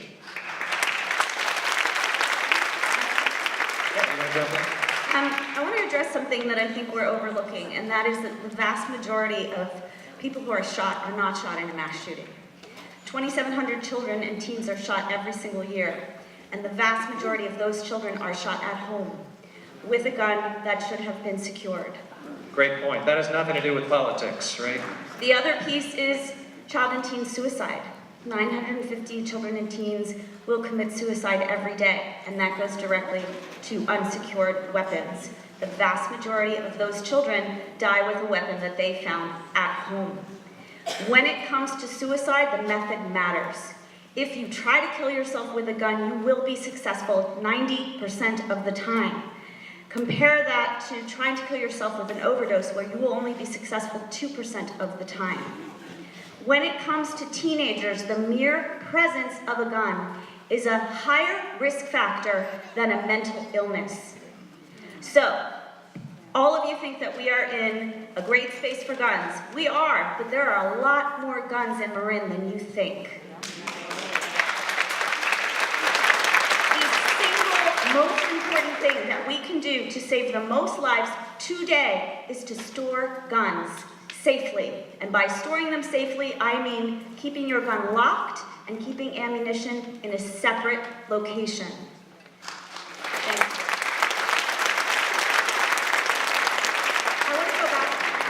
I want to go back to, I don't think that it's necessarily a political polarization problem, but I do think a lot of gun violence is connected to some of the hate that we are seeing a lot more of.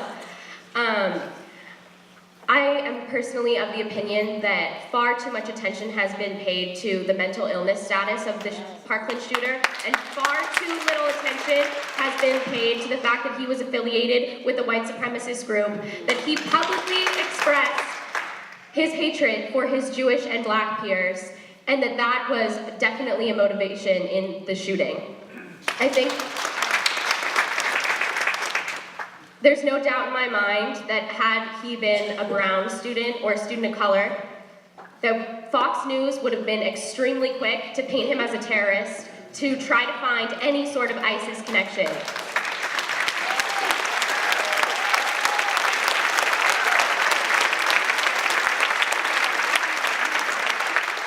But because the shooter was white, it's not terrorism, even though it's politically motivated, even though it has a foundation in white supremacy. We don't call it terrorism. We say he's a lone wolf.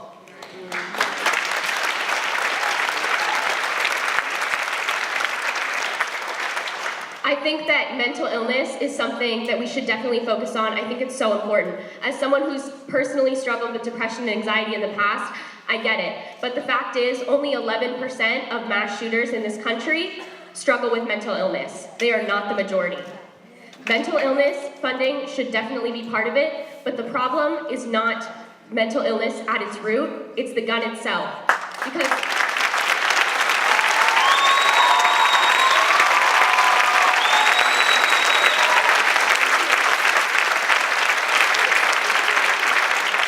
Because no matter how isolated you are, no matter how much you are struggling with mental illness, you cannot kill 17 people in 2 minutes with a knife.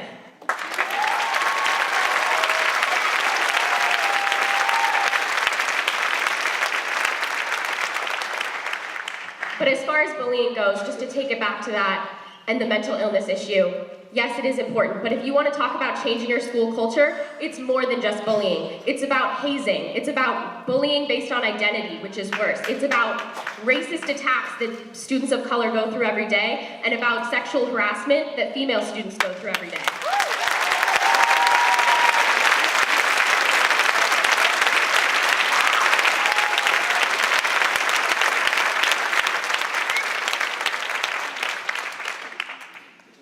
Those are some fantastic thoughts. Can I interject a quick question and then we'll go right back to you?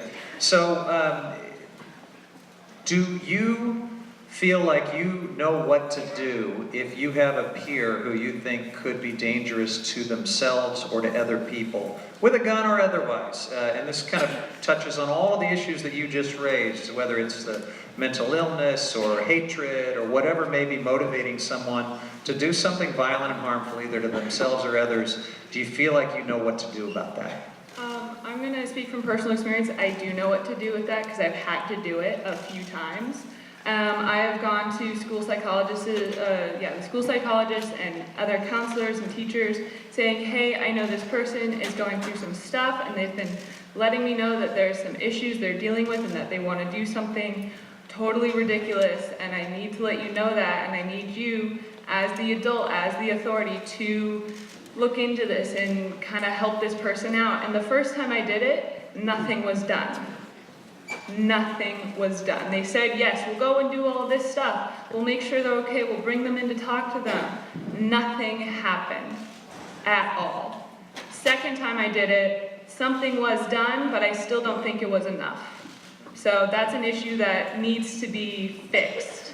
Schools need to be a bit more proactive about mental health and making sure their students are okay. Thank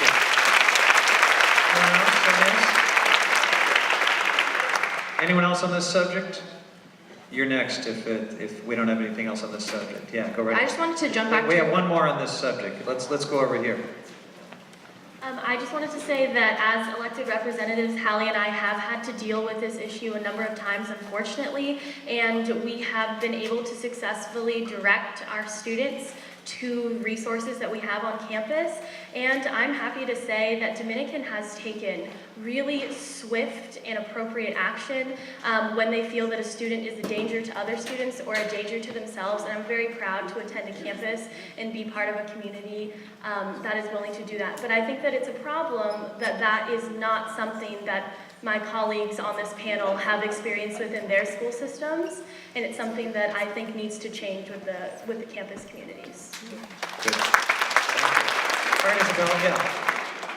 So to jump back to your question about the age, being 18 or 21, the other day on Friday I was at a swim meet at Terraland High School, and I drove less than 5 minutes after to Big 5 because I wanted to see how hard it was going to be for me to buy a gun. And so, out of curiosity, I went and I was standing in front of the gun section for probably over 5 minutes, and there was no one around me really. All the guns were just right there on display with a little glass counter in front of me. Then when someone came over to help me, they said that because I didn't have a license, I would need to come in and take a test a different day because their person who does the test was out at the time.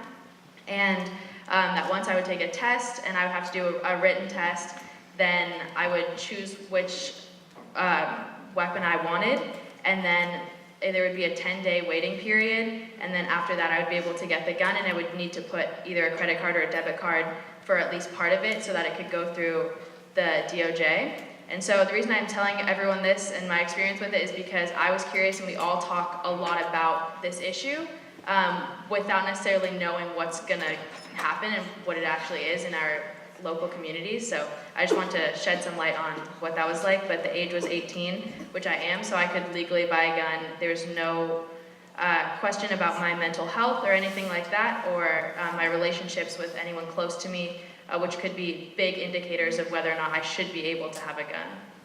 So that's a great experience. Now, you were struck by how easy it would have been for you to acquire that weapon. However, what seems to you easy, you know, this background check, this waiting period, these things that we require in California, had you been in, let's say, the state of Virginia and decided you wanted to go get that gun at a gun show, they wouldn't have even asked any of those questions. In fact, they wouldn't even ask your name or for identification. These so-called private seller loophole in many states allows people to just buy and sell guns out of the back of their car at a gun show, including AR-15s. So it's all relative, I suppose. It seemed to you that it was too easy to go to Big 5 and get that gun. We really want the rest of the country to catch up to those things that you experienced at Big 5. You want to jump in on this? Somewhat related back to what Jake said earlier about your generation not having power. Let me tell you how much power you have. You are a large group of people across this country that vote and that spend money. And believe me, corporations and politicians are paying very close attention to that power. And now that you are all getting together with kids from different socioeconomic backgrounds, different experiences of gun violence, you have tremendous power. Please wield it.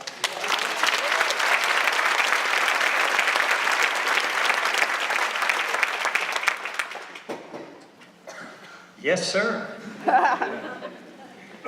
So going back to something earlier in the conversation, we were talking about the intention for the Second Amendment.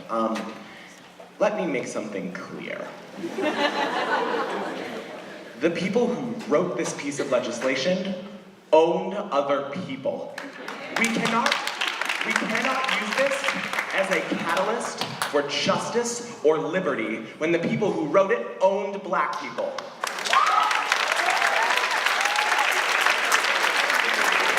Second thing, yes, the main victim of gun violence in this country are young people. But we cannot ignore the fact that most of those young people are black and brown, and they get no news coverage. And when they fight back, they get no CNN town halls.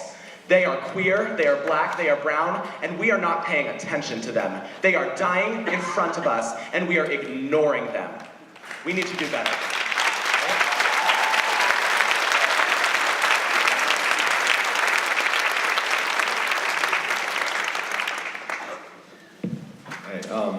I just wanted to touch up on, I can't see your name tag, I'm sorry, I got your name earlier, but Isabel.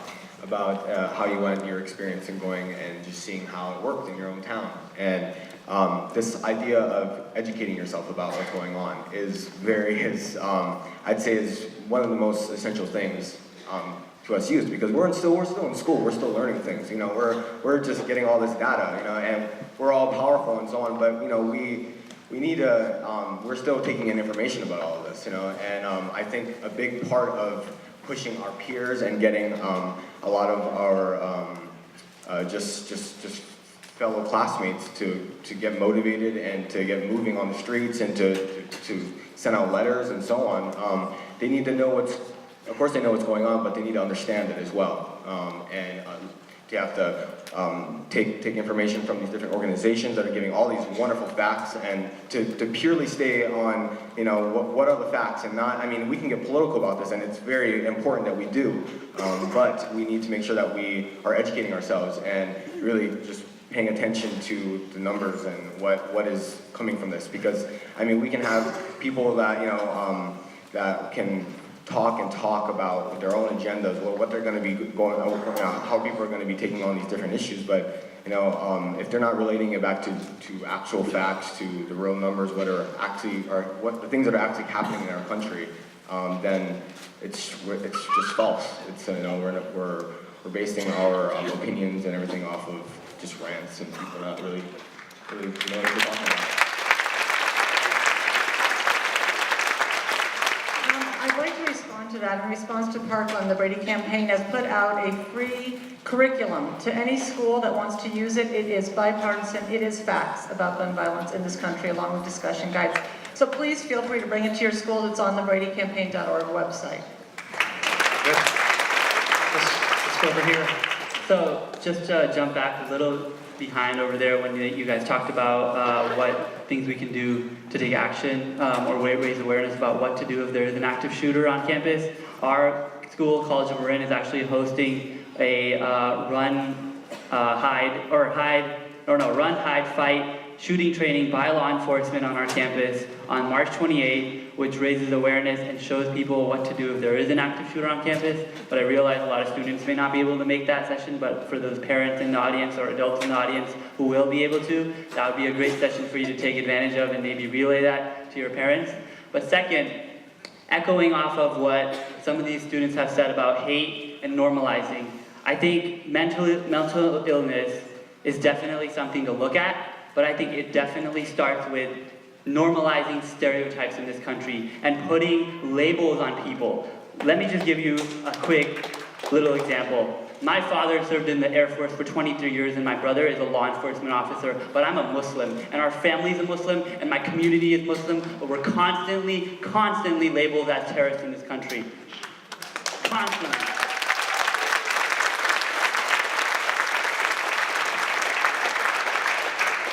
And I'm not saying that there aren't Muslims out there who have committed terrorist attacks, but what I am saying is that it's time that we stop labeling certain groups as terrorist attacks and others as mental illness accidents. Because to my understanding,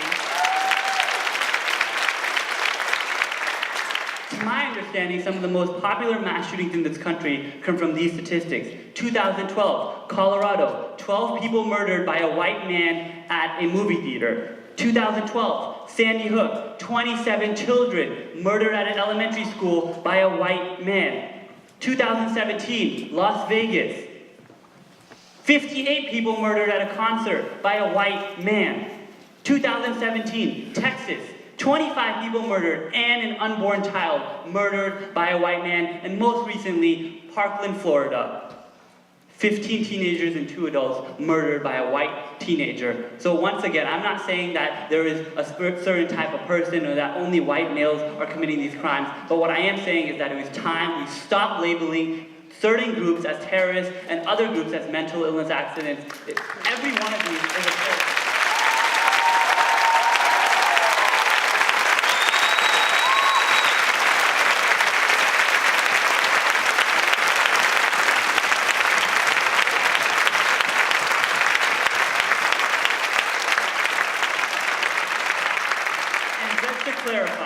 For those of you who don't know what the definition of a terrorist is, I've looked it up on Google right here. A person who uses unlawful violence and intimidation, especially against civilians, in the pursuit of political arms. But I'm sorry, if you don't believe that these mass shootings are this exact definition, then I don't know what planet you're living on.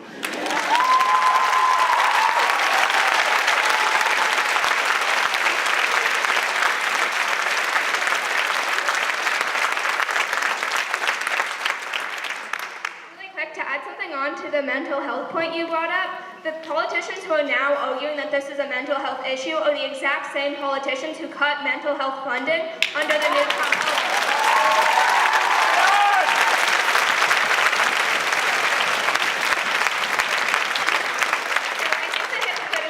The hypocriticism speaks for itself, and so that's why we need to rely on the facts and not the politicians' agendas. Thanks. Thank you for bringing up that point. You know, it would be one thing if my Republican colleagues who always tell us we got to only talk about mental health, not about guns, it'd be one thing if they were great champions for mental health. But these are the folks that are trying to roll back mental health parity as we've achieved it, at least to a degree, in the Affordable Care Act. They're constantly cutting the services and the programs that would help us make a difference on mental health. So it's an extremely disingenuous attempt to change the subject, unfortunately. And then going off on what you said, that the same politicians that cut the mental health funding are the same ones who are saying that this was a mental health issue. The same politicians who are saying that guns are good and aren't the problem are the same ones who are being funded themselves by the NRA.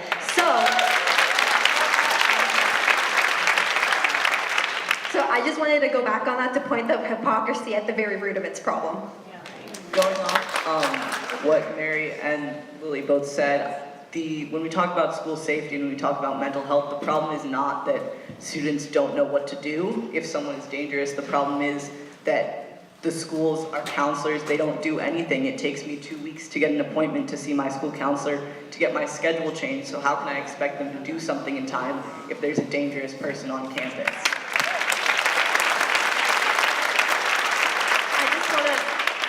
I just want to take it back to what Jake was saying earlier to mention how that is the exact reason. The reason that students of color, people of color, are targeted by gun violence is the exact reason why banning bump stocks, banning assault weapons, banning silencers, establishing gun violence restraining orders, those are the solutions, and not more security in schools and not arming teachers. Because the same biases that are causing the police brutality problem we have are gonna persist if we put guns in schools as well.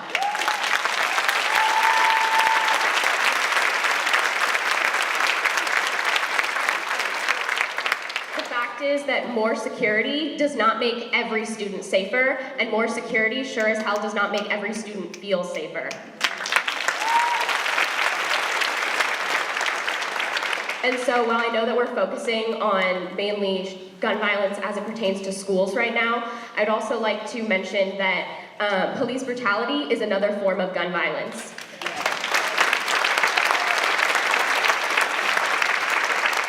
And so I'd like to ask the Congressman, would you support a bill that would be aimed to reduce police brutality through establishing more explicit standards for appropriate use of force for police officers?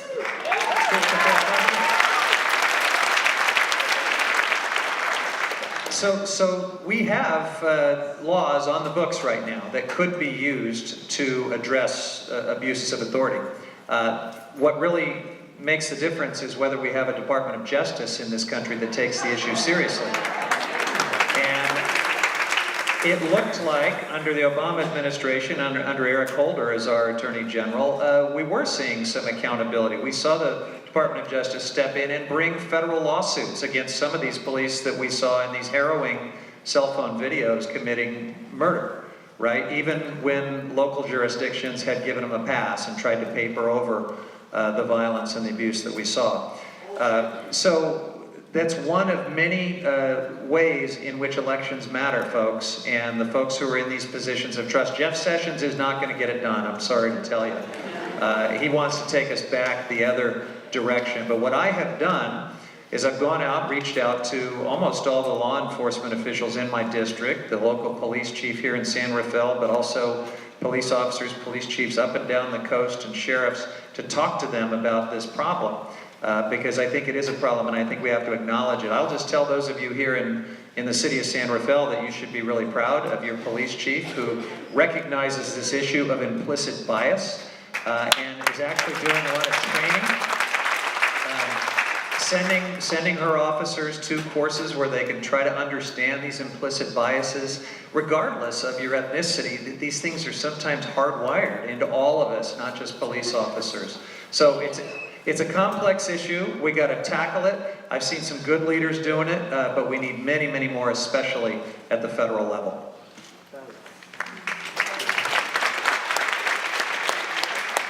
Okay, it seems like a lot of people on the panel are on the same page about what the problem is. Earlier, Congressman Huffman said the most important thing we could do as a generation, as a group going into this, is make sure we keep our momentum and our activism going. So I'm curious on what people from other schools, what your schools are doing to keep pressing this issue, what you think you could do better, and what you plan to do with the knowledge after this conference. I'd like to speak to that and also general action we all can take, because obviously there are at least two parts to this issue. There's a huge cultural component, and then there's also a legislative component, and we really have to tackle both. So on the school level, I think it's essential we register and pre-register our peers to vote. You can pre-register as young as 16 now with only the last 4 digits of your social security number and a form that gets sent to you. It's incredibly easy. Everyone should be doing it. Additionally, we have to raise our literacy level on this issue. What's your name?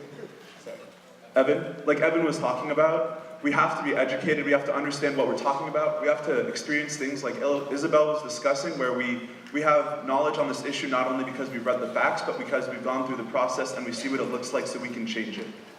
And then on top of that, action we can all take, even in Marin County, where sometimes we feel like our own views are represented in a way where we don't have to do anything, is we can take action, spreading our beliefs, spreading our messages, making sure other people understand that we can all take action. We can donate to campaigns, we can volunteer, we can do work in other communities and other areas, and ensure that our entire country can move forward, can be safer, because we are working not only in our own communities, but for the people around us. Hey Adam, can I suggest one more thing that you folks are uniquely positioned to do? We talk about the power of young people, and a bunch of the questions that have come forward from the audience have reminded me and you that people like John Lewis, who's been a transformative civil rights leader, got going. He got started marching with Dr. King when he was 17. So these things can happen for young people, but one of the powerful things about all of you is your ability to shame your parents. That is a powerful, powerful force. We talk about it on climate change and environmental protection. You can actually, and we've already heard of examples of parents beginning to change their minds on some of these hardening positions. What do you think you can do to make sure that your parents and their generation don't buy this stuff they hear from the NRA, and maybe even stop purchasing products that are at stores that sell these weapons, and start rewarding the companies that are good corporate citizens? Have you thought at all about shaming your parents a little bit? Absolutely. Especially my dad and my grandfather, both a few years ago, but not anymore, being members of the NRA. I think I already said later, we have the white pickup truck, NRA sticker, like gun in the living room, gun in the shed, the gun in the garage, those kind of people. I think my father is the easiest person to kind of talk about this with. So after Sandy Hook, I kind of woke up like, wow, these are really things we don't need. So pretty much every day we'd sit down and have dinner, and we have like, how was school today, this or that.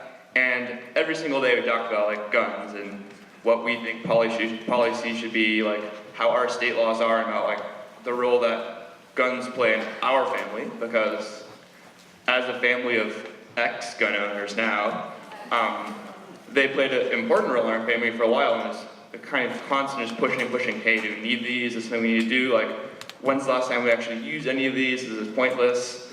And just persistence and just conversation. I think conversation, in my opinion, is one of the most important things you could do to reach out to somebody. Anybody, it's hard to interact or bond with somebody who's standing on a stage saying things in a broad statement, but if you're interacting with somebody on a one-to-one level and really sharing an intimate conversation about your opinions, it's more, easier, a more human connection. I think that may be one of the best ways to convince people about certain issues they're pretty strong about. Izzy, were you going to jump in on that? Well, first of all, my mom is on the stage with us, so I don't think that it would be easy to shame her. That means you're doing really well. But I wanted to kind of speak on the idea of the power of the students. So my English class after Parkland started studying this issue, the Second Amendment, and started studying both sides and the actual wording of the Second Amendment and a lot of the arguments on both sides. And then my English teacher did an activity where he said, okay, go to this side of the room if you want to study this issue further, go to this side of the room if you don't. 85% of my class said they didn't want to study it. And at first I was like very frustrated because I obviously am very passionate about this issue, and I couldn't understand why they didn't have any interest in it and they wanted to move on. But then he started asking them, why don't you want to study this issue? And overwhelmingly they said, I don't think that we have any power. Like, I don't think we can make a change. We've never been able to make a change before. So I don't know how studying this is going to help us make a change. So that really stuck with me because obviously there are a lot of awesome leaders on this stage right now, but there are also a lot of kids that care about this issue, that want to be a part of it, that don't know, that aren't necessarily skilled in organizing rallies or organizing marches or talking to the press or getting out there as a student leader. So we can't let those kids get left behind. So I wanted to actually encourage the audience, if you know a young person that might be interested in this issue, ask them about it. Ask them, what are their thoughts on it? Do they want to get involved? Tell them to text 64433-STUDENT. Join Students Demand Action. Tell them to apply for the advisory board because we need as many student voices as we can get. And we need to show students that right now is the most important thing they can do is raise their voice, however loud or quiet they want to be. They have to add their voice to this movement. All right. We have a problem. We're out of time. And I have so many more questions, and this is such a great discussion. I feel like in some ways we're just getting warmed up. And we got a couple things we need to do to close out the program. But before we do that, can I just ask if there are any of our student ambassadors who have been chomping at the bit to say something and haven't had the chance to get into the conversation? You want to jump in now? Yeah. Alex? I just wanted to say really quick, and I think this is something, when we were talking about sort of lockdowns at specific schools, I just want to say that Marin Catholic had to have an actual lockdown, not just a drill, about 2 years ago, where sort of a person off campus was seen with a firearm. And I see Alexa here, and then Henry and Nick over there, and they all had to go through that. And sort of speaking with teachers, they saw students having nervous breakdowns, fearing for their lives, texting their parents because they weren't sure if they were going to be able to go home that day. It's a real thing, and thank God it turned out to be a false alarm. And it's nothing compared to Parkland and what happened there. But these issues do affect our community, and even though we're in Marin, we still have to face these issues sort of head on, and I'm so glad that we were able to have these conversations on stage, and I just want to thank the Congressman again, and I just felt like I had to say that.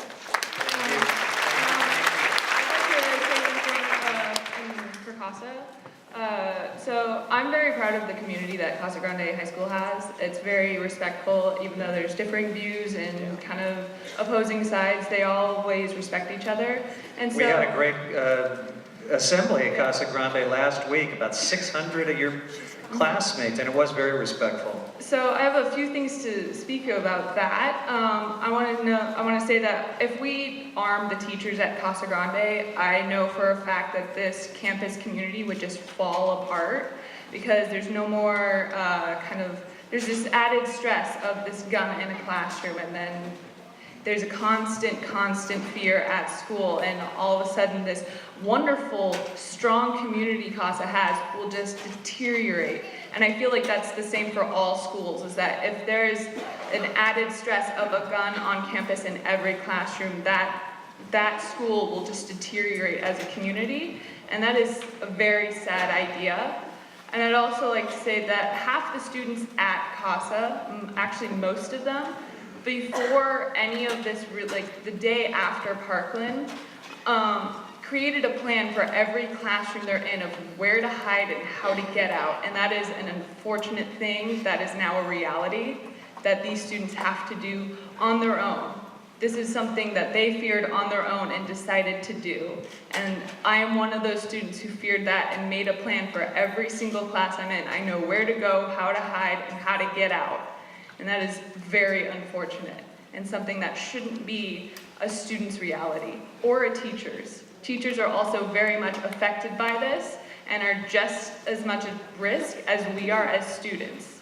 And I just want to put that out there, that it's not limited to just the student body, but it's also teachers. It's anyone who is staffed on campus or just anywhere, honestly.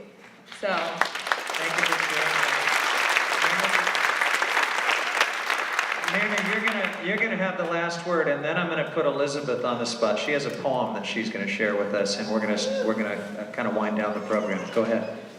So, a lot of the gun violence that happens around the United States is specifically targeted towards certain groups of people.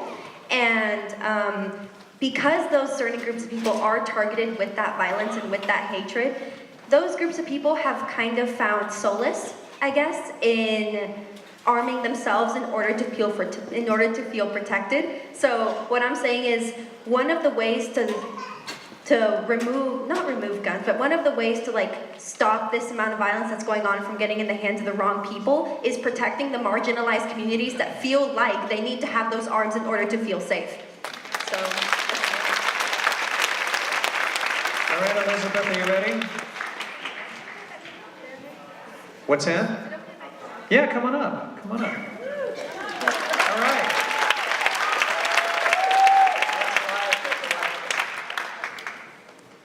As you may know, my name is Elizabeth, and I decided to share with you this poem. It's called My Wounded Country, and I wrote it after I heard about Parkland.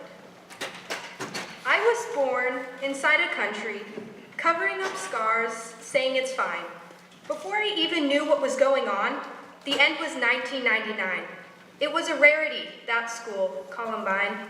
That action would be unheard of in this little life of mine, right? I lived inside a country where I heard freedom ring, but it was no excuse for an AR-15. There were times that should have been spent with love, laughter, and dreams, but semi-automatics killed those too and anguished our minds with screams. I live inside a country where times are unclear, We do not know what's next, and people live in fear. People are asking others, what more is it going to take? No amount of currency is ever going to pay that life so many have to live, not knowing if they're safe. I may die inside a country where accidents may stay, and some Americans act like guns are toys they won't give away. But I will not die in a country where a tragedy occurs and life stays that way. Complacency is favored because some disagree with the NRA. I will take action in a country until I see peace on every street, and a day not like Mandalay Bay, and parents can send their children to school to play, and they'll come back to their loving arms, safe from harm, at the end of that very day. Thank you.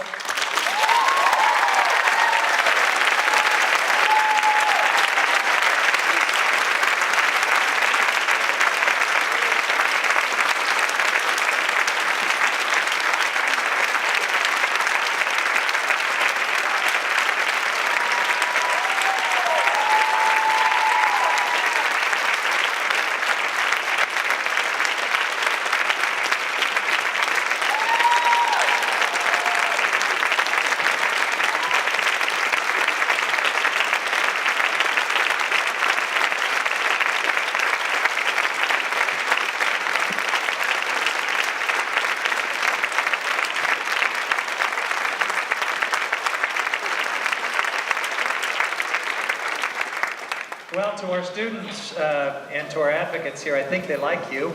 I hope that's clear. And I hope that all of us go forward from this really interesting and important conversation determined to do everything that we possibly can, whether you're one of the young people that are stepping up to become active citizens and demand change for your generation, or whether you're one of the parents or educators or others who've joined us here today. All of us can do more. All of us need to do more. And we've got to keep this thing going. So we're going to close out with a moment of silence that'll be 17 seconds.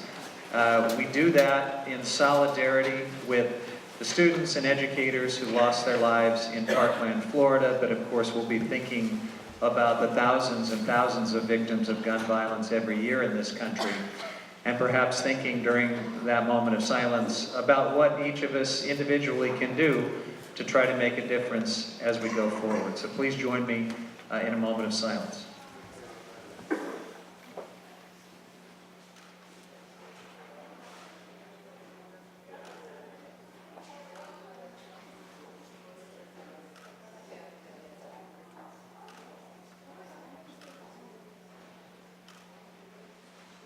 Thank you, everyone.